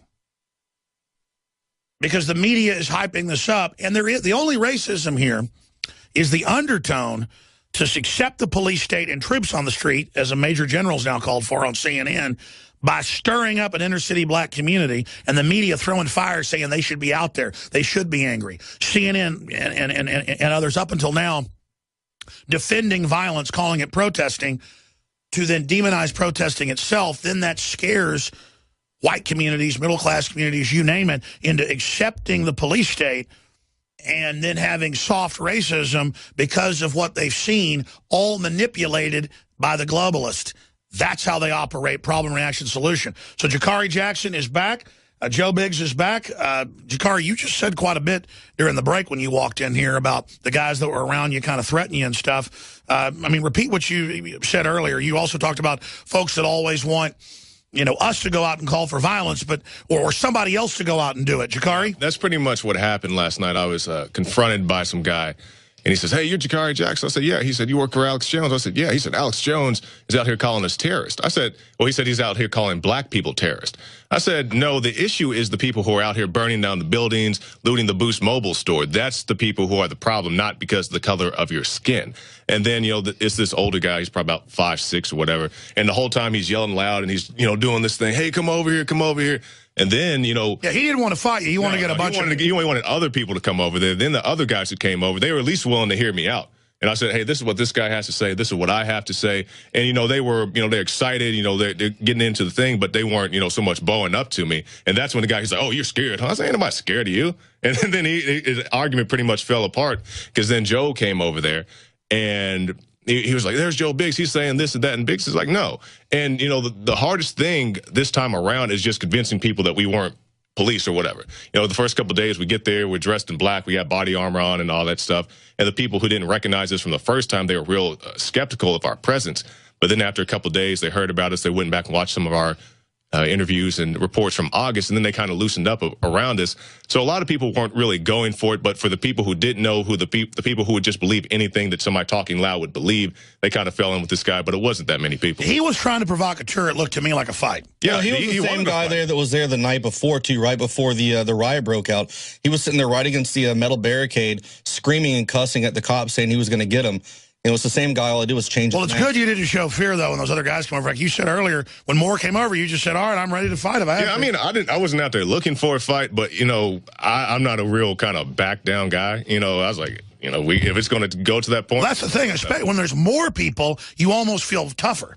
It's like, you want to gang up on me? Yeah, I mean, but the guys who came over, the younger guys, they weren't so much bowing up to me. They were disagreeing with me, which, is fine. Well, they were sticking their fingers in your face at first. Yeah, I mean, but they chilled out. They, just some young, excitable guys. Oh, that guy was lying to him, yeah. Yeah, it was the guy, the older guy in the brown ski mask. He has to wear 2 masks to walk down the street in his own neighborhood. He's the one trying to kick up stuff. I doubt it's even his own neighborhood. He's probably from somewhere else. Well, he claimed he was a resident, but he claimed there's a lot of people did, yeah. Yeah. And then he was telling you to go? Yeah, and he was like, yeah, get out of here. And I'm like, you came in my face. I'm not backing down. And that's when the guys came over, and he just was like, oh, my gosh, he's not backing down. And then I don't know how those guys, maybe you were talking to him, Joe, the Danish guys. They came over. Yeah, they came up to me, yeah. And they started filming us. I'm like, what? And I just thought they were filming the scene. He's like, no, we're doing the thing on alternative media, so we'll be on Danish TV. And well, good job. Your take on the situation, Joe? It's now spreading all over the country. I mean, it's spiraled out of control. I mean, this is no longer a protest. I mean, there's some people out there that are protesting, and that's fine and dandy. But then when a lot of these outsiders come in, incite violence, start burning stuff down, that's where you got to draw the line. But it is terrorism to shoot at fire department people. Oh, yeah. I mean, it's the definition. I was literally filming there. I was standing right behind the truck, and I could hear it. Yeah. And I could see the looks on their faces as they were like tears and sad and angry at the same time because they wanted to help save that business in their community, and they weren't able to. They had no protection, and they were being shot at by a bunch of outsiders who were acting like a bunch of hoodlums. And that's the thing that I wanted to touch on. We talked about this a lot, but we can't stress it enough that a lot of the people out there weren't from that community. The people who were out there, looting the businesses and tearing stuff up. There are a lot of good, decent people in Ferguson, Missouri. We met plenty of them, all races, ages. When you were there last week, folks were saying this is a psyop to stir everybody up. Yeah, that's what the real locals were saying. Yeah, we talked to people at the grocery store, and they were like, "Yeah, we want this to be over, but we think people are stirring up. We got outside provocateurs coming in and trying to burn the city down. Burning the city down isn't going to help anything, And well, now you got Democratic Party known groups all over the country running this. What do you think they're planning? I just think they want to see the collapse of the city. I don't know why they want so bad to wound this city any more than what it already has been, but some people want that. I guess they profit off that in some way. It's beyond that now. If they start calling military to these other cities as well, I mean, that's what they want, martial law. They want a reason to have all these police and the heavy armor and the tear. Can you hand me that tear gas canister, Alex? Right here. Because they keep lying and saying that they didn't use it. This is a CS gas. Well, that is another problem. And then the government lies. They're bad, too. Yeah. Because they're behind it. Yeah. So, I mean, it's a lot of blame to go around, but it's not everybody in the crowd is bad. There's bad people in the crowd. There's good people in the crowd. Same thing with the police. The police were really bad in August. This time around, they were much more calm. You guys glad to be home? Had much better leadership. Yeah, it is nice to be back home. Yeah, there you go. Banned in war, but they can use them in Ferguson, Missouri. And then they said, we didn't use these. And then Joe gave them an earful. Yeah. It says CS gas, and then on there it says do not use on humans. Yeah, I mean, we got. But there we were criticizing the police when they shot Joe with rubber bullets and you with tear gas, and how they lied so they were helping the TV crews when they took their cameras. Al Jazeera. But now, we were great then, but we were still criticizing the looters. Now that it's clearly, really dangerous, people getting killed and stuff. Oh, now, Jakari, you are a sellout because you don't want to shoot fire department people. No, I don't, expect anybody to go out there and shoot a fire department official or burn down a building or loot a Boost Mobile store. And a lot of people that have animosity towards Darren Wilson in that area. But I'm like, what is looting the Boost Mobile store going to do anything to Darren Wilson? Well, the suspicious thing about all these fires, though, too, like I said, the doors were locked. The firefighters had to use chainsaws to try to get in. So how is there a fire in the center of the building? It might not have been the Justice Department doing it, though they're prime suspects. They've been caught doing false flags like Fast and Furious. Business owners could have used this as a cover to get insurance money. That's a possibility, yeah. I mean, who believes they would torch the black church? Well, that's where the pastor was, I believe, that's already had 75 death threats, and the FBI was actually investigating it. 75 threats since back in August. And why is he having the threats? Just for speaking out about what's going on, just saying, hey, everybody, you know, cooler heads will prevail. Yeah, he wanted a calmer solution. Oh, so he's not stirring it up. Yeah. Yeah, pretty much. He's probably racist too, then. Yeah. I'm being sarcastic. And that's kind of what it is. It's gotten to the point where even, you know, black people are doing that against other black people because they have no argument. You're a racist. I'm like, I got tear gas with these guys. I walk with these guys. I got chased by MRAPs with these guys. So, you know, people know that they can go watch those videos and just see that this guy just wanted, you know. Yeah, well, it's not just inner city places that are dumbed down. The general public's either awake or totally dumb. I mean, I talk to people all the time, white, black, Hispanic, who can't even talk. I mean, they've got a job. They're even driving a nice car, but they don't know what planet they're on. But they can tell you about every TV show. Remember, they were like, don't worry, this won't affect Dancing with the Stars 2 days ago. I saw that in the news. Like, who cares, you know? People want to see that Dancing with the Stars, I guess. Well, there are some good-looking women on there. There was some dancing around and some stars going off. You can call them flashbangs, though, the other night. That was that's one of those events, like I said, you'll never get that out of your mind. That was crazy to see something like that happen in America on the streets. Hundreds and hundreds and hundreds of police officers walking up and down the road. And then last night going back out and seeing that road, and it's just dead. There's nothing there. Yeah, the entire just road National Guard is blocked off because the entire street is a crime scene. Well, I just have folks calling in, and I appreciate them calling in, and I respect what they have to say, but why don't you want to get something done, Alex? You know, I mean, ruining a black neighborhood? Yeah, it doesn't. Well, the issue I encounter a lot at, you know, any demonstration I go to, you know, that you always have I guess the hotheads, and they always want you to go out and start the violence. You know, kind of like this guy last night. You know, he wanted other people to come over and get involved. He didn't want to do it himself. But you have that in many different scenarios. Let's go do it. It's not, I'm going to go, you know, burn the church. That guy was such a wimp, though, when you said, well, no, I'm not backing off. Better watch it. He like actually stepped back. I mean, that's ridiculous. I mean, it's not even about that guy, because I don't want this to be about me. It's more about the people. No, but he's a microcosm. Yeah, he's a microcosm. But, you know, there's still people out there protesting and trying to get, you know, their point across, whatever that may be. Well, whatever. We're here to bring people together against tyranny, to promote the Bill of Rights and Constitution. And let's talk to James in Pennsylvania. Disagrees. You're on the air. Thanks for calling in, sir. Alex, how are you? You know, I have a big issue with what you're saying. You know the implications of labeling someone or people terrorists in our society today. But yet, you didn't use the term hoodlum. You didn't say thugs. You called them terrorists. There was a coward out here who shot, he sniped the state troopers over here. He was a coward. You didn't call him a terrorist or anybody like that. Actually, I did. Actually, I did. I said, in fact, I said about 3 weeks ago, I said, I forget his name. He was obsessed with, like, Russian military or something, or World War I. He was obviously mentally ill, but you could define it as that because he went out cold-bloodedly just to kill somebody, to terrorize people, and he was white. And I said, this is terrorism, and look at how they've shut down everything in total fear. I know they're applying terrorist laws to things that aren't terrorism, like marijuana and things, and I trailblazed getting cities and counties and states to say they wouldn't enforce the Patriot Act, literally. But I'm not even... The point is, I said the police should... You're missing what I've said, and I'm sorry if I talk fast. It's my fault. Let me say it this way. Go back to yesterday.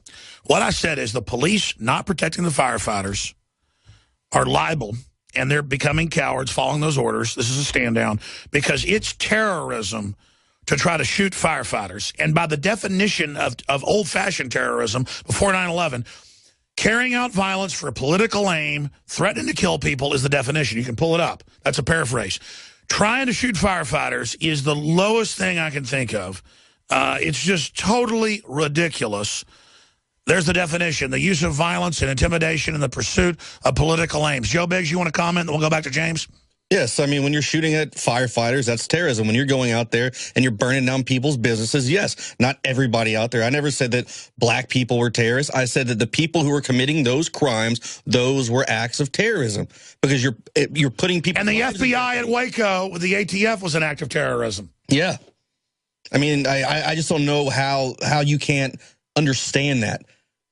That you're shocked by the fact that someone would call that. No, but see, there's solidarity. He's saying that it demonized. No, the people shooting there are demonizing the protesters. Exactly. Who have every right to be there and who we were supportive of overall. You understand? We're trying to stop The feds told the police to stand down so they could let criminals run wild to demonize the people. Do you understand the PSYOP, sir? Yeah, I do. And I agree with you that it might be a PSYOP. I have no argument with you there. But when you're using terms pre-9/11 that's like calling us Negroes. We don't use those terms anymore. For you to label us terrorists, it puts us in that category in 2014. Well, there were a bunch of white drag rat, trust fund, trendy anarchists running around, and they're probably the ones burning stuff, because I've dealt with them a lot through the years. They're probably working for the feds. So let's get one thing straight. I wasn't implying that black people are terrorists. The act. Do you hear what I'm saying, James?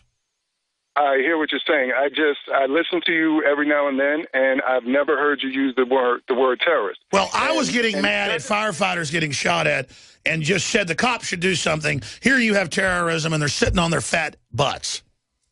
I have no argument. Like I said, that these hoodlums, these thugs that are, nobody could justify that, and by no means am I saying that. I just have disagreement with you using the word terrorist. And so it's a semantic issue. No, I hear you. And it caused the debate I wanted. Okay, but I hear you. I appreciate your call. Jakari? No, I was just asking the gentleman if it was just a semantic issue, because he said, if you would have called them thugs or, looters or whatever else, he wouldn't have an issue with that. I guess it's just the word. But I mean, look, they call being a patriot or promoting liberty terrorism, or suing the cops paper terrorism. They've expanded it to stuff that isn't terrorism. I was saying this is terrorism.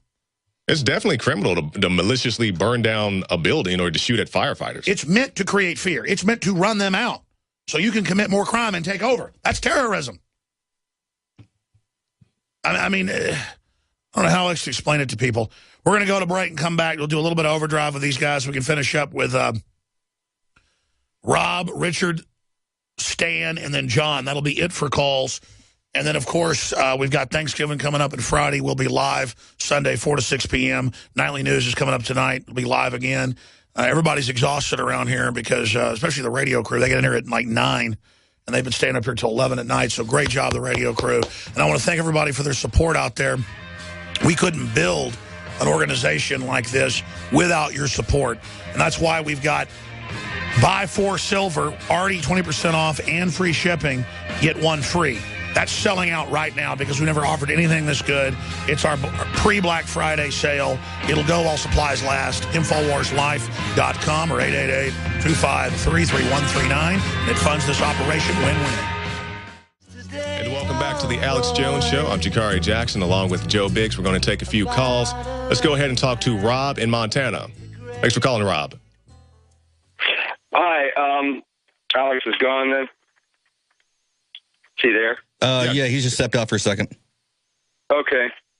I've been listening for years. I pray for Alex and his family and the staff and the guests and the listeners every night. Thank you. I agree with nearly. You're welcome. I agree with nearly 100% of what Alex says. I almost never disagree with him. No one's against this satanic New World Order more than I am, and unless we start addressing it spiritually as a satanic New World Order run by Luciferians, we will never conquer this thing. Well, I do agree that spirituality does help, or, it is a spiritual battle ultimately, referencing the book of Revelations. So I don't disagree with your point. I guess my question is, what were you disagreeing with? Well, I was disagreeing with Alex in the fact that none of us know exactly what happened on that day. That day when? Michael Brown was, okay, go ahead. When Michael Brown was shot. None of us know exactly what happened. Now, the first thing that just struck me, it kind of took me back to the Aurora, Colorado, the theater shooting. Mm-hmm. I remember the morning I turned on the news, and they said that this kid kicked in the door. Okay, I'm a builder. Commercials doors open outward. Mm-hmm. So I knew immediately, but red flags went off. Then I thought it would take a gorilla to get this door off the hinges. Okay, so I knew that was crap. Okay, it's the same thing here. when you now let me see if we can reverse this. Let me ask. Well, sir, Alex, we want to get to some other callers, so please make your point. Okay, I'm sorry. I'll make my point real quick here. If this were reversed, and this young man, Michael Brown, was armed legally. Let's say he had a sidearm. It was visible. He was, and this cop came at him, and he felt threatened for his life, and he shot the cop and he killed him. Not only would he be indicted, he would be taken to the county jail. He would be the crap beat out of him by 6 or 7 cops. And then he'd be held there until they decided what to do with him, and he would definitely be indicted. Now, the prosecutor here, the first thing he did was he gave instructions to the grand jury. This is a special case. This is different than the rest. Here's how you're to handle this. Why wasn't he at least indicted and then go through a trial? And let's look at all the evidence. Oh, I agree with that. Listen, I agree with that. I had to step out and sign some stuff. You are absolutely right. There is corruption in the system. That police department should be 70% black. There's a lot of issues. The point is the feds know there's injustice. They're trying to psyop to all get us fighting with each other because they know we could take the country back and fix a lot of these problems. That's what I keep trying to get at is the psyop. I appreciate your call. And I agree with that guy as far as the analogy he made if Michael Brown had a gun. I mean, I agree with that 100%. I guess I just wasn't understanding what he was disagreeing with. Well, I think they just say they disagree so they can get at the head of the line. But we've had some folks that legitimately, disagree. Let me see. Like Richard says he disagrees on minor points. John just says he disagrees. Stan disagrees on Civil War in the USA. By Civil War, not states lining up in 2 armies, but just civil unrest, breakdown, killings, bombings, black ops, staging stuff. We're going to go to break, come back and take a few final calls. Again, don't forget, pre-Black Friday into Cyber Monday, we're going to run specials every day. Today's special is selling everything out. Even though we were already selling out of colloidal silver, Silver Bullet back in. 20% off all silver and free shipping. Buy 4 silver, get 1 free. 20% off and free shipping. That's the best deal we've ever offered. InfoWarsLife.com. Key to having the winter months. Stay with us. Jakari, you were just marveling about Texas Monthly investigating about Bill Hicks. I just think it's funny. It keeps coming up every few months, when people make videos on YouTube or whatever. And I guess I just don't understand why it's Bill Hicks. Because I see, like, they say Biggs is like, who do they say? Oh, they say he's somebody. I can't remember. All kinds of stuff, apparently. Yeah, I'm a reptilian shapeshifter, too, like Paul Joseph Watson as well. But it shows that people just don't believe anything now. Yeah. They just don't believe the system, anything. I had a guy email me the other day. He's like, because I was joking with Paul on his Facebook page. I was like, yeah, I'm a reptilian shapeshifter too. And the guy emailed me. He goes, are you really? Just be honest. Are you here to harm the humans? I was like, are you serious? People believe what they want to believe. And then that's used to discredit us. Yeah. We have the Army documents that are public that they're setting all this up. Nobody cares about that. Yeah. Like all the official chemtrail admissions, nobody cares. Mm-hmm. But it's a huge viral story that I'm Bill Hicks. I'll come clean I am. Okay, enough of the controversy. There's going to be 10 videos tomorrow. Alex Jones admits it. Oh, my goodness. Really, I'm 51. That's what he would be, I guess. I don't look older than 40, but, man, maybe 45? I don't know. How old did you say I look, Jakari? Probably 40, 41. Yeah. 39, 40. 50, 60, 70. It's like I'm a woman. You look like you're 20, Alex. Richard in Ohio. Well, you're on minor points, but go ahead. Hello, can you hear me? I sure can. You're talking to Bill Hicks right now? I'm a big supporter of you. I don't sell your magazine. I buy it from you 50 issues at a time and put them out front of my house in a magazine rack I made that's weatherproof. Awesome. We sell them at cost, brother. Thank you. I also go at events all over Cincinnati and give away constitutional handbooks. I get it. You're a hardcore patriot. We love you, but you disagree. Go ahead. I disagree with your use of terms calling the emotional rioters terrorists simply because it feeds into the rhetoric of the horror mainstream media. You know what? In hindsight, I think you're probably right. But I was just making the point. Poor choice of words at that time. But I also would like to make another point, and that is these people are dominated by fear, so they're emotional. They're not thinking logically. And I suggested in your stories, news suggestions, or whatever you call it, that you post pictures of all of the past maybe 3 years of people who were killed unarmed by cops so that they can be reprinted and taken to these protests. So it's not just about Mike Brown and one cop or the situations that are so ambiguous. Well, exactly. The globalists want a PSYOP victory, not for the police, but for the police state to take over the police. And so they need this case where Brown looks like he's not the best poster child so that they can glaze over all the other stuff. Like when they were trying to get Dorner and they were like shooting up. Yeah, white women in blue trucks. They weren't even, just randomly, shoot. I mean, yeah, there are a lot of people out there that shouldn't be police. I mean, they're just crazy. And, sir, more to your point, you're saying that we should put a lot of that stuff out. I cannot give a realistic number of how many police brutality stories. I have stories about them shooting dogs. I mean, all kinds of stuff. You can find small dogs. Yeah, you can find that stuff on our YouTube. Yeah, people are always like, you need to cover the Federal Reserve. Did you know it's private? I'm like, oh, no. Well, you ever hear 9/11's an inside job?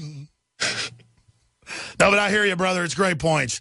We're out of time. Sorry to John in Montana. Sorry to Stan. Stan, you can take us out. You got 45 seconds. Go ahead, Missouri. Alex, this is all being orchestrated. It's just like back then when 1960s with COINTELPRO and the Weberman organization. And Alex, this lawlessness that we've got going on, do you realize we have 30,000 gangs in the United States of America, 1.64 million? Yep. And do you also realize there is a decree of lawlessness in this country? I listen to Sheriff Mack. These people in this country, Alex, this Civil War business, that is a joke. These people, I went to a karaoke bar last night. These people don't even know what's going on around them. Like when I say a civil war, the globalists will stage a false war to get the patriots and police killing each other. That's what I'm talking about. We're out of time. Nightly News tonight, 7 o'clock. We'll see you tomorrow on Thanksgiving.